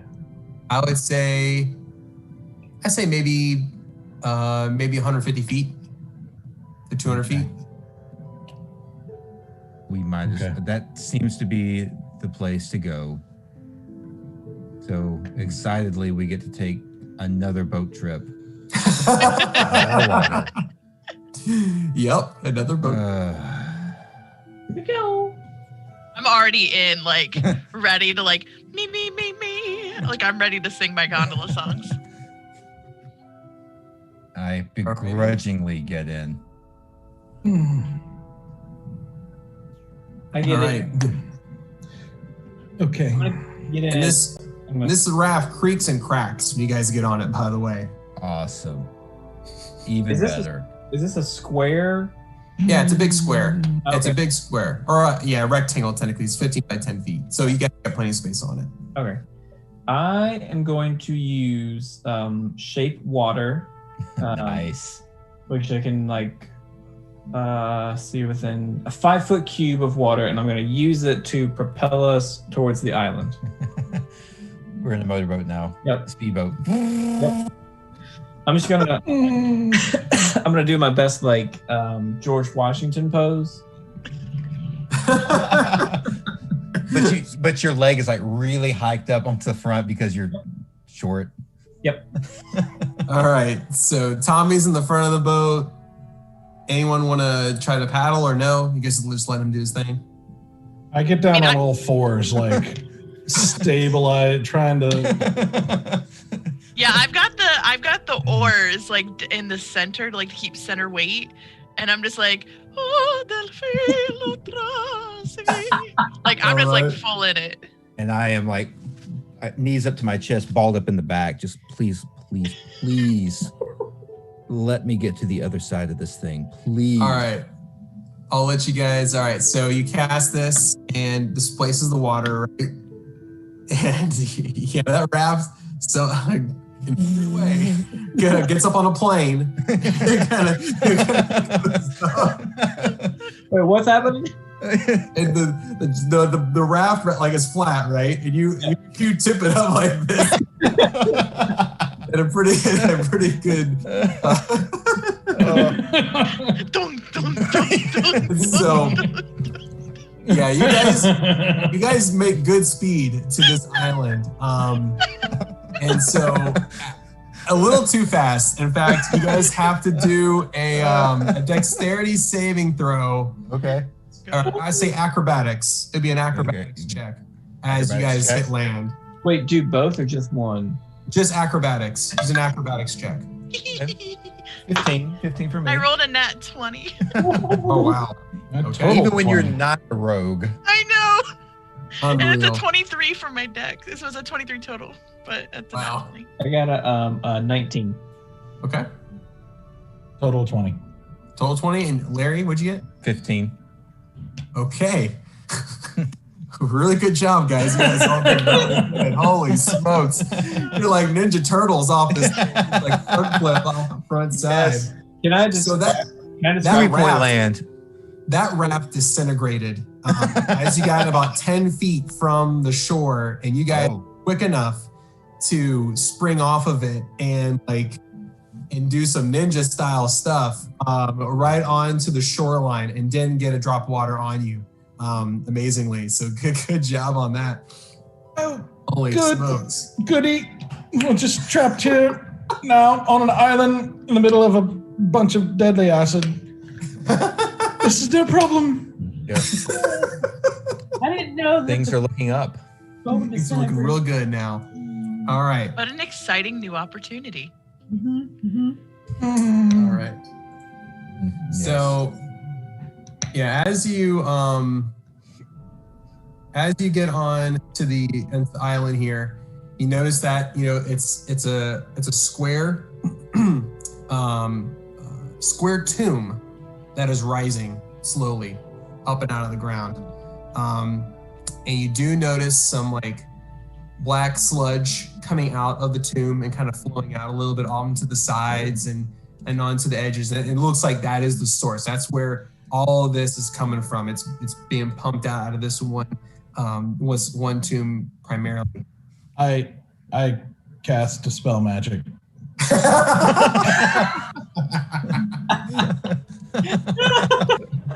Onto the tomb itself. Yes. Out of like complete fear, just backing up. All right. And you hear a voice. You hear a voice come out from the tomb. Who has come to welcome me?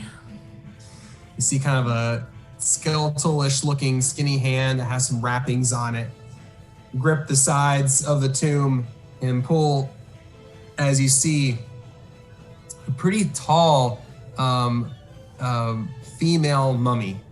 Kind of pull out with black dripping off of her hair, almost like, or actually no, her hair is almost pretty much gone. It's kind of like thin strands at this point, and the wrappings are like easily kind of blackened and green.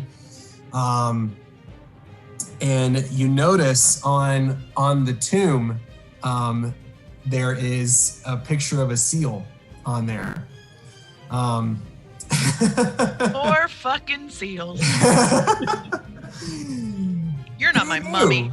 Who knew? Who knew the prophecy of the seals would include more seals? More seals. And as she rises up, and she snaps her fingers twice, and two gasped seals emerge from the water and jump out onto the sides, flanking her on both sides. And you also can notice there are two large gray oozes forming up into like almost like kind of like a what's he calling those dots from the movie theater gummies?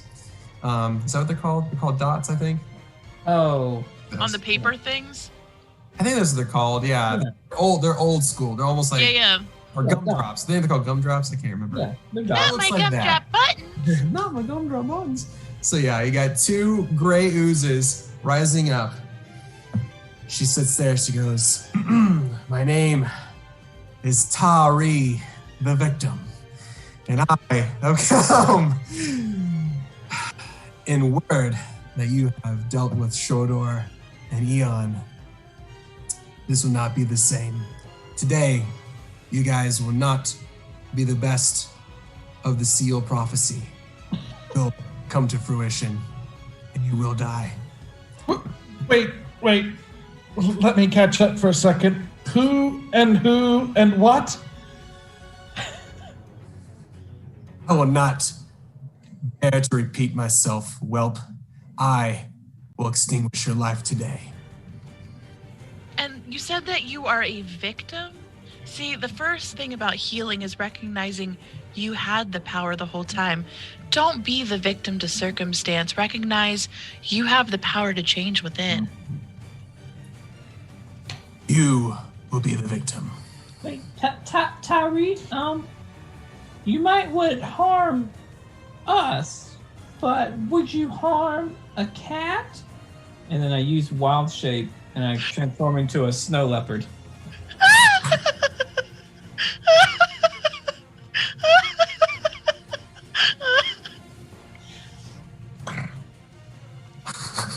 You have met the seal of disapproval. I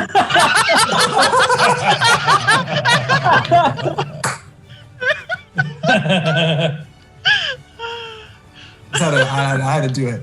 Oh my God. So she crosses her arms. It says, "All life forms will come to an end in this age of the apocalypse." And so, roll for initiative. I was really hoping that would work. She is unfazed by cats. Although no one was unfazed by Cats, the movie musical. No one got out of that alive. It's like a movie that should have been spayed and neutered.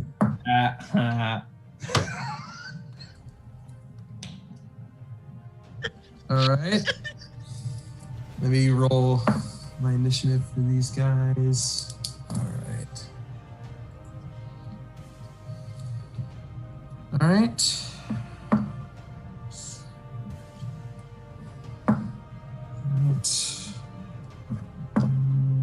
right. Go ahead and tell me who got 15 and 20. 21. Woo! Yeah. So is that a nat 20 for you, or just you added up 20? Added up. And did I, out the whole time between the Centaur camp and coming out this week, was that about hours? Was there a short rest involved? Yeah, the time you spent at the camp, for sure. Yeah, 100%. Awesome. Yep. So 21. All right, 21. Super. It's Valerian. All right. Anyone else between that range? 15 and 20? Nope. All right, 10 to 15.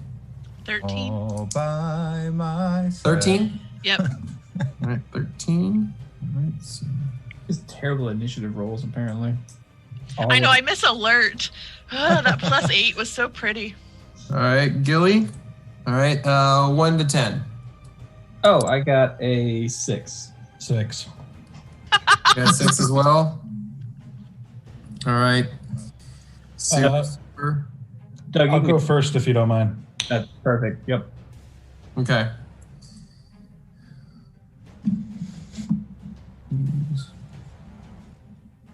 Okay, and all right. Second, Is and this Tommy at the end. Is this necromancer wearing anything like armor or anything? Or this like skeleton woman mummy? It's just a mummy with, all I see is wrappings. There's nothing really fancy about it. Sorry, my picture on the thing doesn't look like that. It looks like she's wearing armor, but she's not. That's what I was double checking. Yeah, she's just wrappings. There's no mummy picture with the freebies. How dare it? How dare it? That's I ridiculous. could have done a zombie, but it didn't look as cool as that one. Not as menacing as a mummy lord. All right. So first on top of the list is Ari. She rolled a nat 20. All right, Tari. Hopefully that's just for the initiative. And so she gives she gives a glare to Nerillion, looks at him. Uh-oh.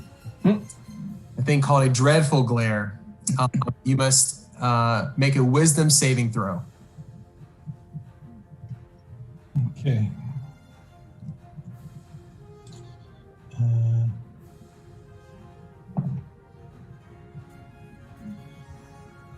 It's a 12.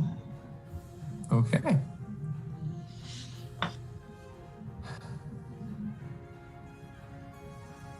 All right. You are fine. You shake off that glare. And she goes, I will get you next time. And she starts to move. Let's see. Okay. Let's see. All right. And she moves over to... Oop. Oh, no. Yeah, up to Alarian. Let me pivot this a little better so it's not as... All right, and so yeah, you're in the front right here. Next to you is Gilly, and in the very back is Nerillion, and right here is Tommy, the little halfling. All right, and so she moves up to you, kind of gauntlish, right? She's kind of like hobbling a little bit, and she swings at you. All right. And that was for 11. Misses. The miss. All right. She has one fist that kind of like reaches out to kind of do like a haymaker at you, and kind of, you just kind of sidestep a little bit. Next one is a 20 to hit. That one hits. Okay. Let's see. All right.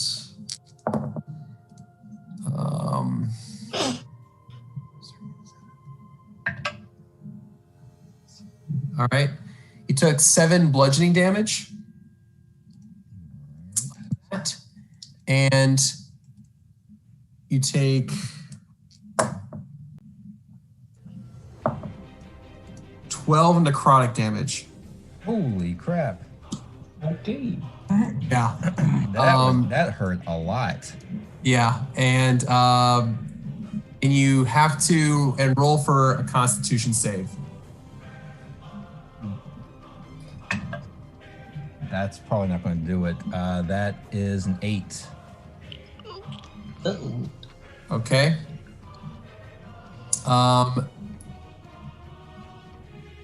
So now you're cursed. Cool. Cursed target can't regain hit points, and its hit point maximum decreases by 10 every 24 hours it lapses. Okay, so do I do that? Does it happen right now? Do I drop 10 points now? No. Okay. It's after every 24 hours it reduces. Gotcha. Okay. So now you are cursed with the mummy curse. That's fine. Yep. This is fine. This is fine. Is it? Yeah. Hey, a curse is just a blessing that we haven't gotten yet.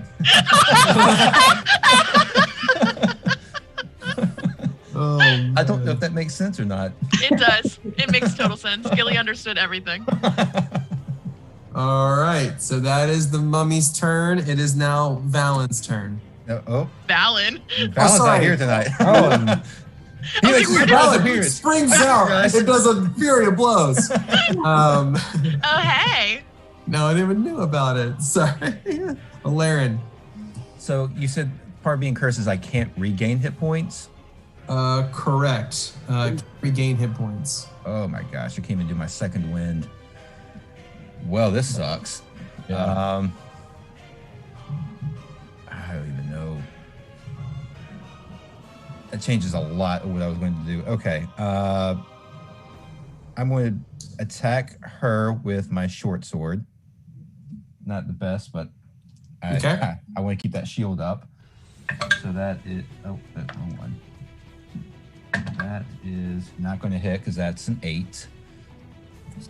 What did you say it was? It was 8? 8, yeah. Yep, does not hit. So for my second attack, not much better. That's a 14. That hits. That hits, okay. For 4 points of damage. Okay. Nice. Well, got you. What type of damage was it? You said with the sword was slashing? Okay. Yeah. Right. And, you know, I can't think if I want to spend a superiority die.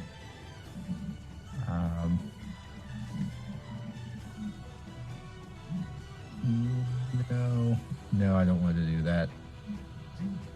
No, not this time. I think that's all I'm going to do. Well, since I cannot do my healing thing for my bonus action, I will see if this is something you'll let me do because it's not technically a bonus action, but I have speech of beast and leaf where I can communicate, though not understand, beasts and plants and have advantage on charisma checks to influence them. Ooh. It's up to you on whether you want to let me do that.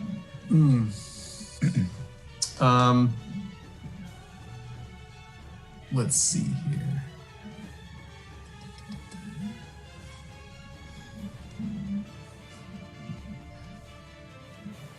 I would say we're gonna try to influence her. Trying to the seals.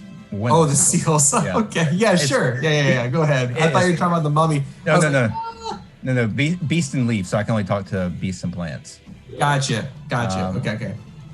All right. So I will do the one that's closest to me, the one that's okay. Gotcha. Here. Gotcha. And here we go. And I say, baby, I compare you to a kiss from a rose on the gray. Ooh, the more I get of you, the stranger it feels. Yeah. Now that your rose is in bloom, the light hits the gloom on the gray. And I am trying to convince it Gray ooze. To say what? Gray ooze. That's right. got the gray ooze. There we go. I'm trying to convince it to go away. Persuade it. Okay. Yes. And what is this? What is it? A check for me? What's my dex save on? I'm just making a persuasion. Like I'm trying to persuade it. Oh. That's trying to what persuade it. Yeah, that was the point of that. Well, half the point. The other part was just to make a seal joke because that's what I want to do. So good. So worth it, by the way. I'm speaking the language of its people. So. All right. This seal is different than other seals you've seen before. This one has very large fangs coming down, and is almost like, looks like it's kind of like malnourished, but its flippers even have like large nail claws coming out of them. It's pretty menacing looking, and it does like a it's kind of like a half. Not quite full seal.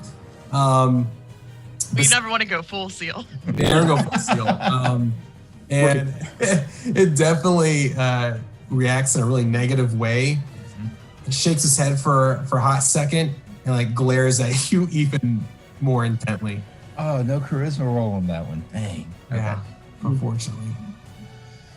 But I like it. I'm content. Sure. Either way, that works. But he does turn to his other seal, and they go or. And that's how it ended. They just kind of like looked at each other, and that was the end of it. Okay. All right, and so after Alarin is the seal that you tried to charm, and so he. Hi guys. He takes a charge at you. I am down some hit points. He's flippering around at you. Mm-hmm. And let's see here. He goes in for a bite. Okay. That was for 13. Misses, and I'm going to take my reaction and expend a superiority die to do riposte. So I get to make a melee attack against it. Nice. I love that D&D literally uses actual fight terminology. This makes me so happy. And I roll like an 8, so it's a complete waste. It's the okay. guys are killing me, and so are the seals. Yeah. So the seal comes up and tries to do a big bite at you, but your shield just like dings him in the face a little bit and kind of shakes it off a little bit. Mm-hmm. And kind of does a little more of a. So now it is Gilly's turn. Alrighty. I have a couple options I can take here, but I don't know which one I want to take. We can do at 3rd level. I would like to cast. Ooh, I'm intrigued. I know, I have so many 3rd level spells. Which one do I want? I'm going to cast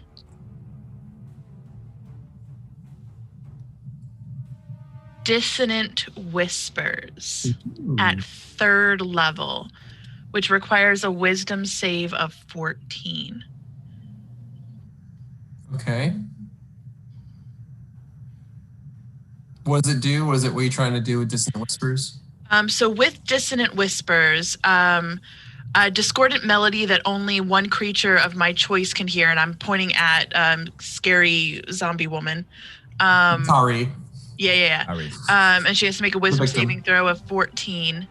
If she fails, she's going to take 5d6 damage, and she'll immediately have to, for her reaction, move as far away as physically possible. So it's like a frightened thing? Is that what it is? Is that the condition? Is that what it says? No, it's just as damage. It's psychic damage. Okay. Okay. So it's a wisdom save, you said? Mm-hmm. All right. And she fails. So she's going to take 18 points of psychic damage, and she has to move as far as her movement will allow away from me. Yeah. All right. Okay. That's her that is counted as her reaction. So she expended a reaction in combat. Nice. Okay.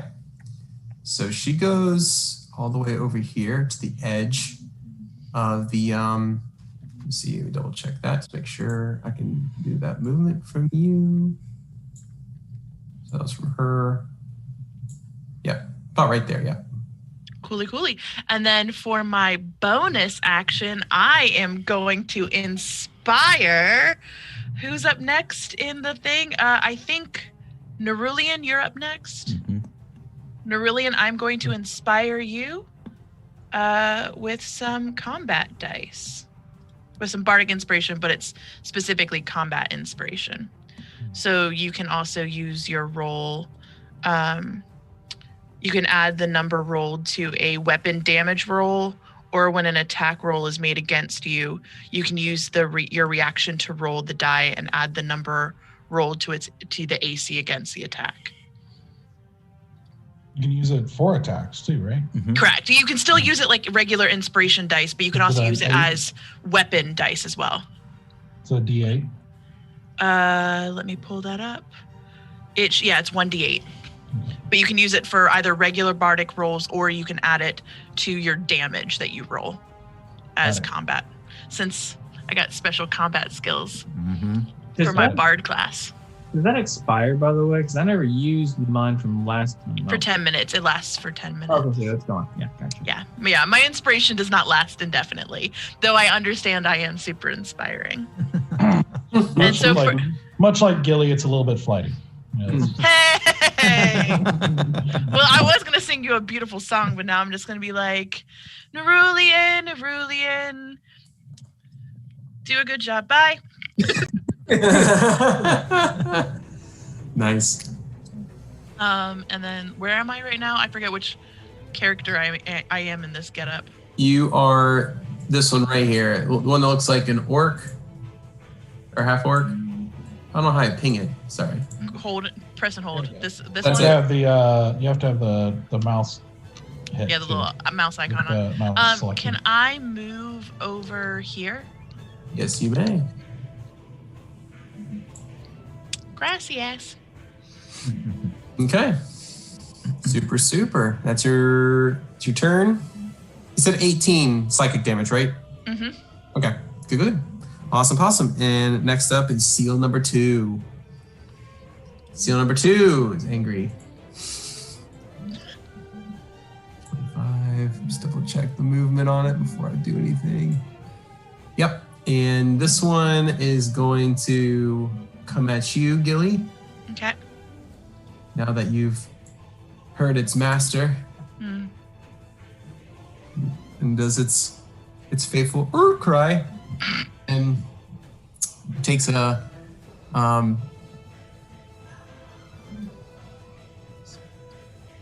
okay. I'm gonna roll that. Okay. That's a miss. Does 6 hit you? No, it does not. All right. So this seal came up and tried to do a claw swipe at you, and just kind of like trying to get up on its tail a little bit and just like until it did a whip. And you just like watched it kind of just fail in front of you pretty badly. And that was its turn. Next will be this ooze right here. Let me see how far it can move. Check. All right, this ooze right here will move towards Valerian.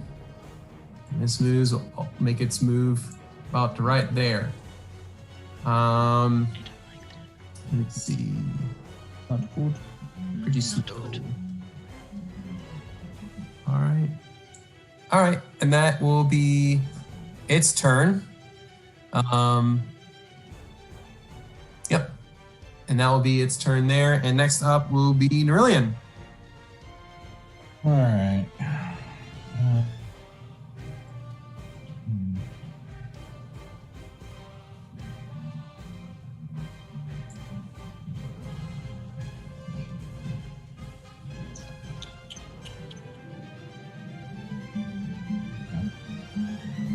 So, all right. So if I cast a spell that has a 20-foot cube, I could hit both of these. Is that right? Yep. I can see that. Yep. Okay. The mummy and the ooze. Yeah. Gotcha.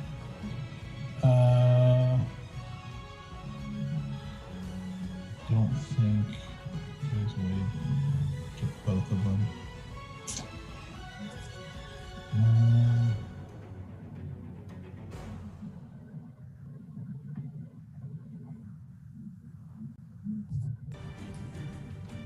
Yeah, I guess I'll do that. All right.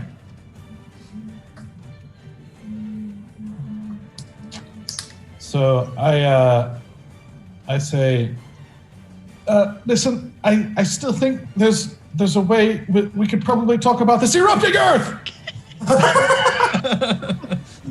And so it's a 20-foot cube that I want to cast to basically hit both of these.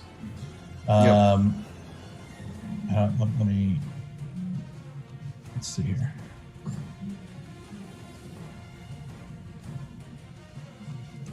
I don't know. I can't measure and draw at the same time. What? I know the feeling.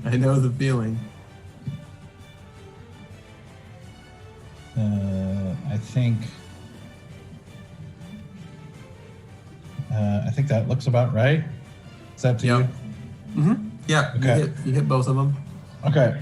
Now, so that what's going to happen basically is it's each of them need to make a dexterity saving throw. Okay. And that area becomes difficult terrain. Ooh, I like it. All right, so dexterity. All right. And actually, what I'm going to do is I'm going to also use a sorcerer thing. Okay. Let me find it real quick. Oh, is that the one where you can like split it and like do other things and? Man, I can do a number of things. Because of the way I built him. Oh, yeah. So Listen. I'm trying to find the right one here. Some people build smartly to be good at combat, and some of us just build stupid characters because it brings us great joy. He's a very specific character, so. All right. Way to do this. So I'm going to spend 3 sorcery points to give one target a disadvantage on its saving throw. Now I'm doing the mummy. Okay. So she has disadvantage on a dexterity saving throw, and she needs to beat a 15. Wow. Okay. Here we go. Okay. And she loses. All right. She did not succeed. All right. And we do. You doing the same? Does that also work for the ooze as well, or is that just the mummy? Yeah, no, it's everybody in the area. Yeah. Okay. Hits. So I'll roll for the mummy, or sorry, the ooze now. What was it again? A 15, you said? Yep. He does not have disadvantage. It's just one target. Oh, the ooze does not have disadvantage? Yeah. Right. Okay. Double check. How dexterous are these oozes? Right. This ooze apparently pulled off some hat trick here. A 16 total. -2 to dex. I rolled an 18. So It's very flexible on account of not having bones. Just like a full flubber moment. Just Oozes are not very dexterous at all, but this one managed to pull off a miracle. The mummy, on the other hand, did not. Yeah. So yeah, the ooze succeeded, but the mummy did not. All right, so it's 3d12 bludgeoning damage. Woo! Okay. This is my big gun here. So that's going to be 26 damage, Oh, Jesus. or half as much on a on a save. Gotcha. So 26, you said? Jesus. Okay. Love how's this. that ooze looking with that 13 points? Oh, and I got to roll for my 5. Wild magic. Nope. Nope, no wild magic? All Thank right. God. Last time you were killing us with all those ones. For real. 6, so that would be 6. My mood ring went from a like bright teal to a deep blue, so Oh, you wow. know. What does that mean? I don't know, but It ain't good. I mean, it is good. I mean, Chillin'. yep. Chill AF. Or I'm just very warm. That's what it means. It means I'm warm. Blue was the opposite. I don't know how mood rings work. This was $1 out of a thingamabob. It came with a gumball. I was 12. Dang, you still have it? Oh yeah. Are you kidding me? My Girl is my favorite film of all time, and I will hold on to my mood ring even if a boy dies from anaphylaxis from bees. I will keep my mood ring. No one said you'd give it up, but okay. just look it up. You're calm and neutral right now. Oh, is that what it is? I'm calm and neutral. Listen, we're getting attacked by seals, but I'm just like, it's all good. Yeah, you're gilly right now. You're full on gilly. Just Namaste. And now must go.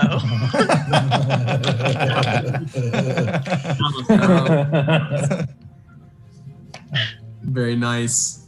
All right. So that was a bit like, the earth explodes and these rock formations create all over the place between now you guys and this, seems like from the pillar itself, more rock, kind of like just lodges itself. And one rock in particular, the one in the center that had like the seal logo on it, flies up in the air and like lands like in the ground just before you guys. And you see, Tari kind of have her legs taken out from her a little bit and get jutted backwards as rocks come and just like, stab her in the side and the side of the head and in our arm. And the ooze kind of like liquefied around the rock a little bit, and it like parts of it flew off whenever the earth erupted, and it kind of like regathered itself again. A little not as tall as it was before. A little of it's missing. Question: where's the seal? The rock that you said flew up in front of us. Oh, it landed. Let me go ahead and make a little piece of that. I'm trying to see if I can make a token for it. A rock token. We're rocking. Rock.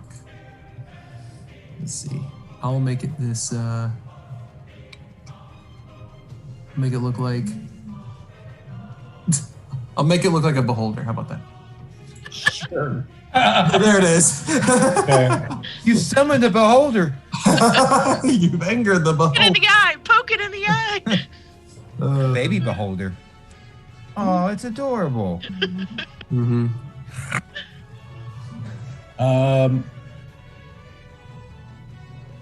I want to run up and grab it if I can with a bonus action, if that's possible, and then run back to here. Yeah, you haven't ran yet, so yeah, I'll allow it.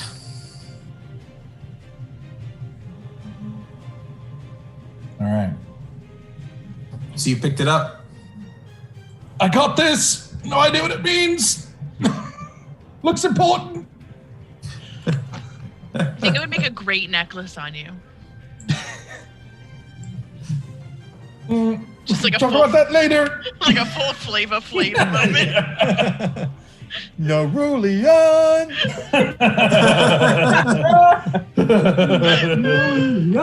Awesome. Oh my goodness, that's fantastic. All right.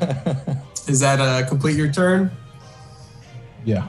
Okay. All right. Then next up is Tommy. Question: What does no, that's this one. Difficult terrain mean? Means it halves your movement speed through it. Okay, so that 20 feet would actually take up 40 of my movement, right? So basically, yeah. What's your total movement? You said. Well, I'm a snow leopard right now, so I have 50 feet of movement. Nice. I mean, you could try to, I guess, move there. Ooh, you're close. Try to see if you can run around it. Yeah. So you have 50 feet of movement. Yeah. Square is 20 feet, so that basically doubles that into 40 just through that alone. And you have 15 from that. I'd be 10 short, I think. You'd be 10 feet short. You'd be really sticking close. Not a problem. Perfect. I will kick back my hind legs and charge at the seal by Gilly, and I will pounce at it. I actually have a leopard right here. Oh, sweet! Make me. That's the tiniest little leopard I ever did see. It's coming. Don't worry. It'll Tommy's a small guy. It's a teacup leopard. Teacup leopard. His attacks are so cute. Right here. Yeah, right there. So I guess I guess I'll make it first. All right, so I pounce. Okay. And he has, I think it's just a thing I do. Yeah. I think if I'm reading this correctly. So I get like pretty much 3 attacks if this works correctly. The pounce, first, the seal has to do a strength check, beat a 12. Has to beat a 12? Okay.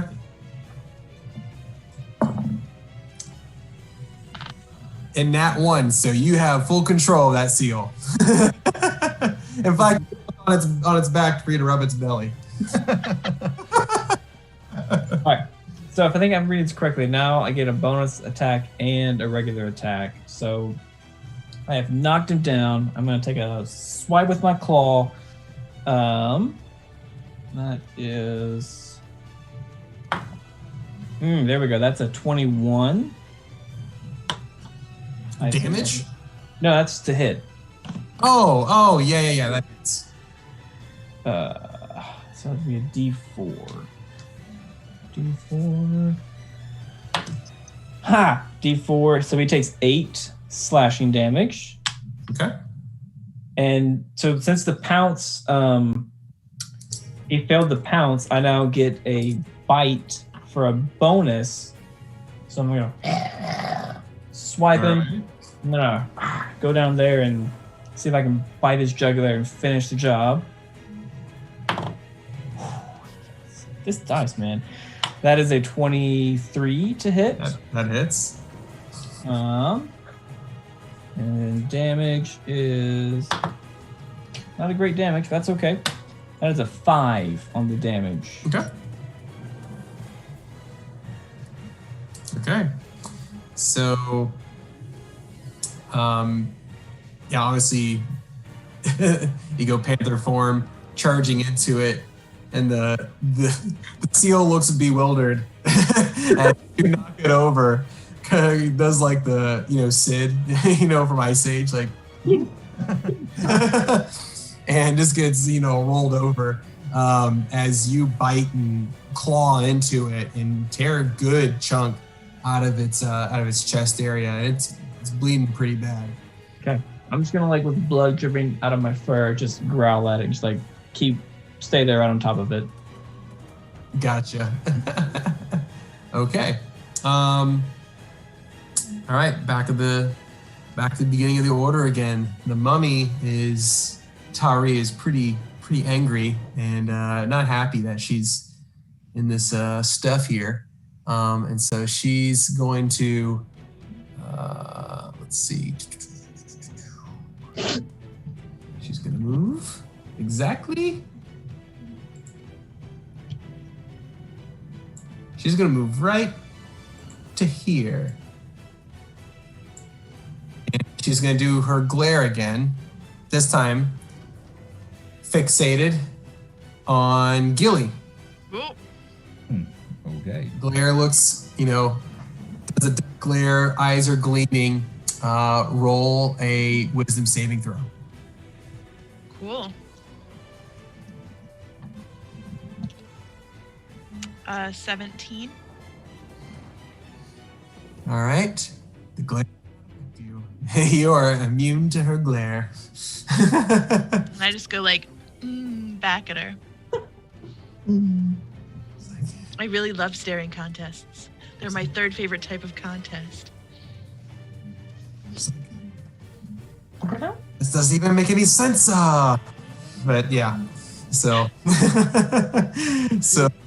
glare is a little harder, but can't seem to get anything past it. And so yeah, that is her turn. Now it is Alarian's turn. All right. Well, I will attack the seal that's beside me. I'm going to do a Great Weapon Master. So if by some chance I make the hit. Oh, and I'm putting the shield away and pulling out my Great Axe. Okay. So two-handed. Yep. Yep. Going two-handed and losing the AC. Leveling up. There's a downfall to that. I lose 2 AC. True. All right. Let's see how this goes. Natural 20. All right, Larry. All right. All right. And I will use a superiority die to do distracting strike again. So pull out that D12 and the what was it? D8, I think. Yes. D8. All right. That's not very good. So 8. So 16 points of damage. 18 points of damage. I'm sorry, 18 points of damage because of I doubled it. My modifier. Well, add my modifier. And Is that before or after doubling? That was he did it. I doubled that. I rolled 8 on my dice and then added 2. So 8 doubled 16 plus 2 is 8. Yeah, 16 and 18. All right. All right. So that was your first swing. Right, for my second attack, make sure I grab the same dice again because it's the one that's rolling well apparently. Okay. So this is regular, no Great Weapon Master. So that's a total 20 to hit. Yep, that definitely hits. I'm keeping this dice out. And that was again with my Great Axe. Oh man, can't roll well. That's a 3 for that. Okay. It's a trade-off. Either I'm going to roll well with the actual attack, or I'm going to roll well with the damage, but not both. Okay. Yeah, I think that's probably going to do it.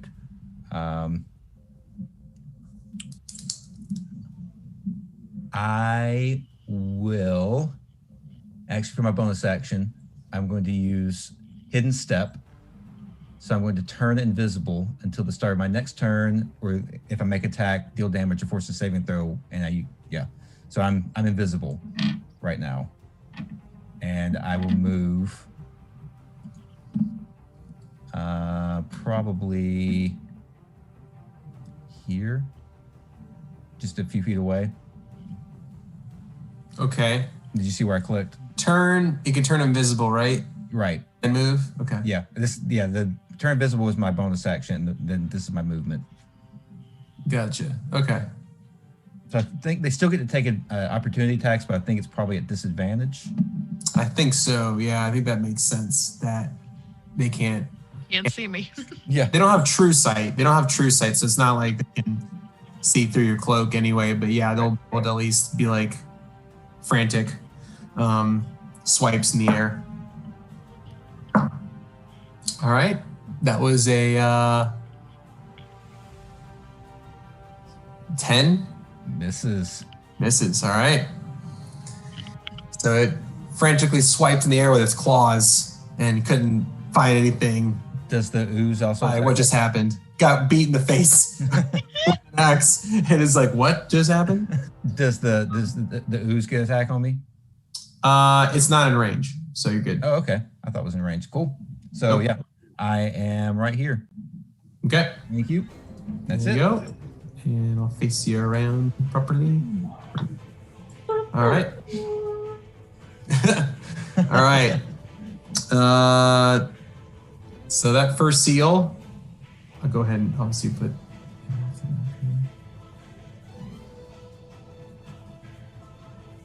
I don't know what to do with Jeb's character here. Now that's a leopard. Put him in the water. It's fine. Yeah, he'd be aquatic right now. Just imagine that's like a small wave. Seal that's now been beat up pretty hard. Goes for whatever's closest to him, and that is Nerillion. And he will attempt to make a bite action at you. That is a 17. Yeah. Now the seal rolls well. And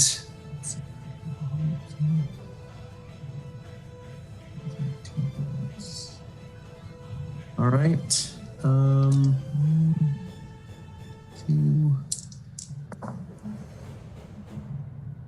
13 points of damage with a big bite. Jeez. With a big bite. He's got some teeth. Yep. So this ghastly looking seal rears back and takes a big forward motion into the thigh. And in gleeful Bad sea dog. Bad sea dog. Demon seal. But it's looking rough. It looked like it did its last ditch effort to do that bite onto you. Sorry, whose turn was it? Gilly, it's your turn, and you have to roll a Constitution save of 10. Okay. She already beat it, though. Is there another thing? I'd rolled the 17 earlier. Is that for something else? This is for now. Yeah. You're in okay. Something that happened. Okay, well then I rolled a 15 plus 2, so that's another 17. Oh, you're fine. Yeah, so you have to beat a 10 on your Constitution, so you're good. Okay. It's basically the smell of the seal is so bad that you're close enough to start of your turn of it to see if it was going to affect you or not. But you're like, I smelled worse. I went to sleepaway camp. Ooh, that smell. Because I had so much fun, I would like to cast Dissonant Whispers again on our dear sweet friend. The what's her name? Tari. The victim. Yeah, Tari. And that's a 14 for a save. Okay. For the wisdom save. Wisdom save. All right. And she fails. So do your damage. That's 23 points of psychic damage. Whoa. 23 points of psychic damage. Yeah, that's 5d6. Okay. All right. How would you like to do it? Wow. So, with my dissonant whisper, Unreal. I'm gonna do what the French boys told me to say earlier to the bugbears if I saw them. I'm gonna do the same thing, but because I don't speak, I don't really understand the French dialects super well. I'm just gonna be like, voulez-vous coucher avec moi ce soir? And like just like whispering these like terrible French words that I happen to know out into the universe, and just like butchering a beautiful language. Just demolishing this beautiful language. Offending everyone. Yep. You see her clutch her head and writhing in pain. She's like, these words are the thing that will defeat me? She just like dissipates. like dust forms into the air and kind of like slowly rises like out of her eye sockets. It's like this gray kind of mist flies out and she just crumples to the ground. And as you see this happen, you actually can see clouds actually kind of like, it's been kind of gloomy this whole time where you guys are at. And you see the clouds kind of part and sunshine for the first time kind of shine through, because it's like, 4 p.m. You actually see sunlight pierce through and like light up this area whenever she dies. And you see the ooze start to wilt and wither and kind of like, writhe in pain and shake around for a little bit. And the seals at that time look at each other and start to try to flee. They're trying to get out of your presence. So do you guys want to do opportunity attack? What do you guys want to do with that? Sure do. Oh yeah. Okay. So Tommy, go ahead. Okay. I'm gonna take another swipe with my claw as it leaves. Okay. Oh, that probably misses. That's an 8. It's an 8. I say that hits. That hits. Okay. Whew. All right, and that's another 8 points of damage. 8 points of damage with your furious swipes. All right, that one did some pretty good damage to it. So it's 8 points of damage? Yes. Woo. Okay. All right. And Gilly, it's getting out of your range too, so you get an opportunity attack on it too. Sounds great. So I'm gonna switch my axes. So you just see me go like, vroom, and my guitar goes flying behind me as my big battle axe comes down in front of me. And I'm gonna grab it with 2 hands, and I'm gonna swing away at this bad boy. All right, go ahead and swing. That's gonna be a 13. That hits. Woohoo! So that's gonna be 1d8 plus 2. Oh, and it's an 8, so that's a 10 of slashing damage or piercing damage. So you behead this seal. Its head rolls over into the water as his body stays in spot. That's a dead seal. And it smells even worse than it did. And so Nerillian, this one also tries to run past you as well. Do you want to get an opportunity on it? Yeah, with my pack staff that I got from. All right. I like it. So that's gonna be 14. That hits. And I want to hit it to incapacitate. Okay. So.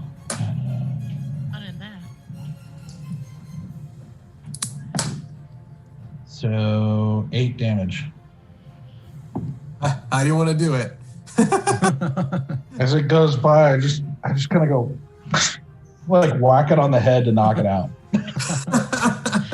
All right. You have an incapacitated seal right there next to you. And I've got like my axe in my hand. I'm using it now like a microphone. I'm like, I got sunshine on a cloudy day. Like I'm just like dancing around, like having a great time. As you're doing that, I got a bucket full of sunshine. at the snow leopard, I'm gonna like get in between your knees and like just kind of like y'all up in your way.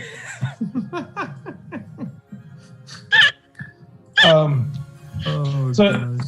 is this rock thing that I'm holding? Does it look like it's magical?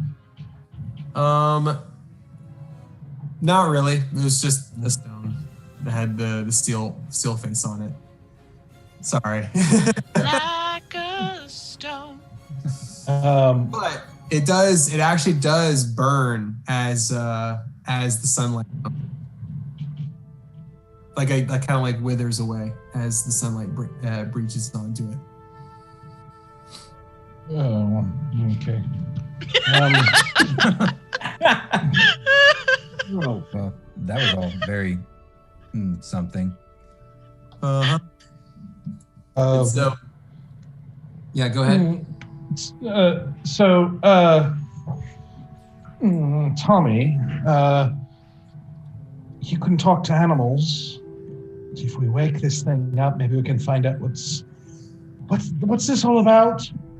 Why do these things keep attacking us? What do they want? The whole 9 yards. Why are seals involved with the end of the world? Actually, as you're saying that, Doug, the sun has come out. And I'm gonna like kind of make a nest and just kind of curl up and take a little cat nap. You turn Whack you over the side of the head too, You actually turn into a cat. Yeah, I'm a snow leopard. Oh, you're still a snow leopard. I put an actual house cat on there. Sorry, let me change that. We decided it was a teacup leopard. Yeah. It was a teacup. Yeah, it's a leopard crossbred with a chihuahua. It's a liwawa. Leprara? A leparara. Liwawa. All right. Excellent. All right. Tommy, what do you want to do? I guess I'll like stretch. And as I'm stretching, I'll turn back into Tommy. All right. Get her cat gun. Oh, yeah, that's actually not a bad idea. Okay. Should we like restrain it in some way first? I don't know what you should do with a seal. Sure, and I'm just like, yeah, I got this, and I want to like gator tie it up, like where you like take the like fins and you put it like up and behind. Chris is from Florida. He knows gator you know, tying. you know what a gator tie We're good on like. this. This is you're speaking my language.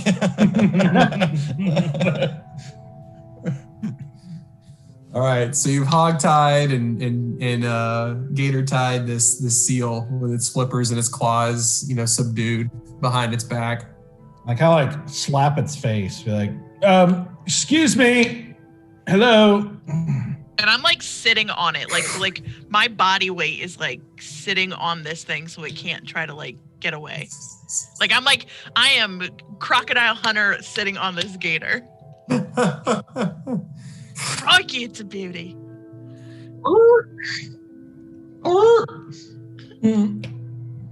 Do your thing. Chicken wing. I walk up and and I cast Speak with Animals. And I say to the seal, yeah, so what what are you? We've seen you before with another bad guy. Why do you guys keep showing up? What's the deal with all the seals? Chris, I don't know what you're planning on doing, but this might be a good, cutoff point and a little cliffhanger. It is. It's also a little bit late. What I'll say is, we're here to bring about the end of the age, along with you and your meddlesome friends with it. And that's where we'll end. And then we pull its mask off, and it was Mr. Johnson the whole time.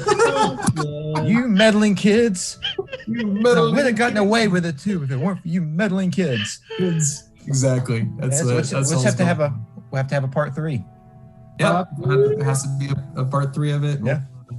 Never knew this would turn into a campaign, but Heck yeah. The whole side quest. something a little bit more lighthearted and fun. Yeah, exactly. Yeah. I imagine this is like a dream that like Bear and Valen and Asura and I guess Errata are having. Yeah. There's just it's a dream. There's all a dream sequence right now. Yeah. They're fantasy players living out their fantasies in a dream world, a fictionalized, made-up world. Very, I guess, meta. Yeah, it's very Christopher Nolan. But that says then that We went several Tommies deep in this one. I think we went like 7 Tommies deep. That's impressive. Nobody's gone 7 Tommies deep before. That's right. Not even Tommy Wiseau. He's not even gone 7 times deep. I know. I don't think that in the real world you could handle 7 Tommies deep. That would be. No, it would explode the brain. Like Conception. You're my favorite customer. Oh my God. It just zooms in over and over again on his eye. Again, thank you, Chris. It's a lot of fun. Yeah. No, that was great. You guys are easy. From one easy to another. That's right. That's right. Oh man, this actually was a hard challenge rating on the Kobold Fight Club. Yeah, you see what I'm saying. I can't believe it. I was like, this is tough stuff that you guys are facing. Like a lot of it had a lot of weird like necrotic damage that doesn't heal you. Like you don't have to heal, but it still made me think like this might be actually pretty tough for them to do. But yeah, you guys on the slimes didn't really get to do much. Yeah, they're really slow, and I was expecting someone to try to hit it and then like it do this oozy thing, right, and then cause problems. Yeah, that's also tough. Is like it gets easier if you don't take full advantage of the creature, which has happened to me before too. Yep, absolutely. And the CR system, I think in general, kind of underestimates the players sometimes. But I think that's also because I think the original system was designed to do a lot more battles in a day, like in an in-game day. Supposedly it's supposed to be like 6 to 8 battles a day. Oh, which is insane. Nobody does that. We would be playing D&D for like 30 hours if we were going to try to manage that. Like, yeah, no kidding. Really fun, by the way. I'd do it. It'd be interesting, but it's like depends on what you're doing. Like Everwind Chronicles would never progress. No, no kidding. You need some RP. It's been a year and we've barely progressed. Yeah, we're at episode 23. We would have been through like 2 days in game. Oh my goodness. Yeah. Good. Yeah, seriously, thanks, Chris. This was a lot of fun. I'm more glad to ham it up, be ridiculous, and have some goofy encounters happen. But yeah, that's the sequel, I guess, of Prophecy of the Seals. There could be more seals. We don't know. Prophet of the Seals, Part 2. Part 2. Yeah, it's true. You're totally right. Okay, that's it. We've coined it now. It's Part 2. The Prophet of the Seals. But Vivi. Awesome. Well, thank you guys so much for all of you who viewed tonight and the butchering of the French language. Fran personally. Yeah, that was for Fran. That was 100%. It was for Fran. I know I'm sure she watched. She wasn't even here. No. She was only here for a few minutes. It's still out there. If she wants to play in a one shot, I'll be more than glad to be the DM for that. So always welcome. But thanks again, everybody, for viewing. And we'll see you guys next week, right? Is it next week? Yep, next week for Everwind. Next week for Everwind Chronicles. Chapter 24. 24. Holy cow. It's like a Jack Bauer episode. Legally rent a car now. Not yet. Right. I think it's 25, isn't it? No, it's 24. I thought it was 25. Okay. 24. Okay. All right. So is it going to be the Jack Bauer episode where we're trying to like save It's always the Jack Bauer episode. Always Jack Bauer. Okay. We always live, right? We never. Awesome. Well, thank you so much. You guys have a good rest of your week and safe travels if you're going home for Christmas. And we'll see you guys next week. Yep. Bye, guys. Have a good night. Bye-bye.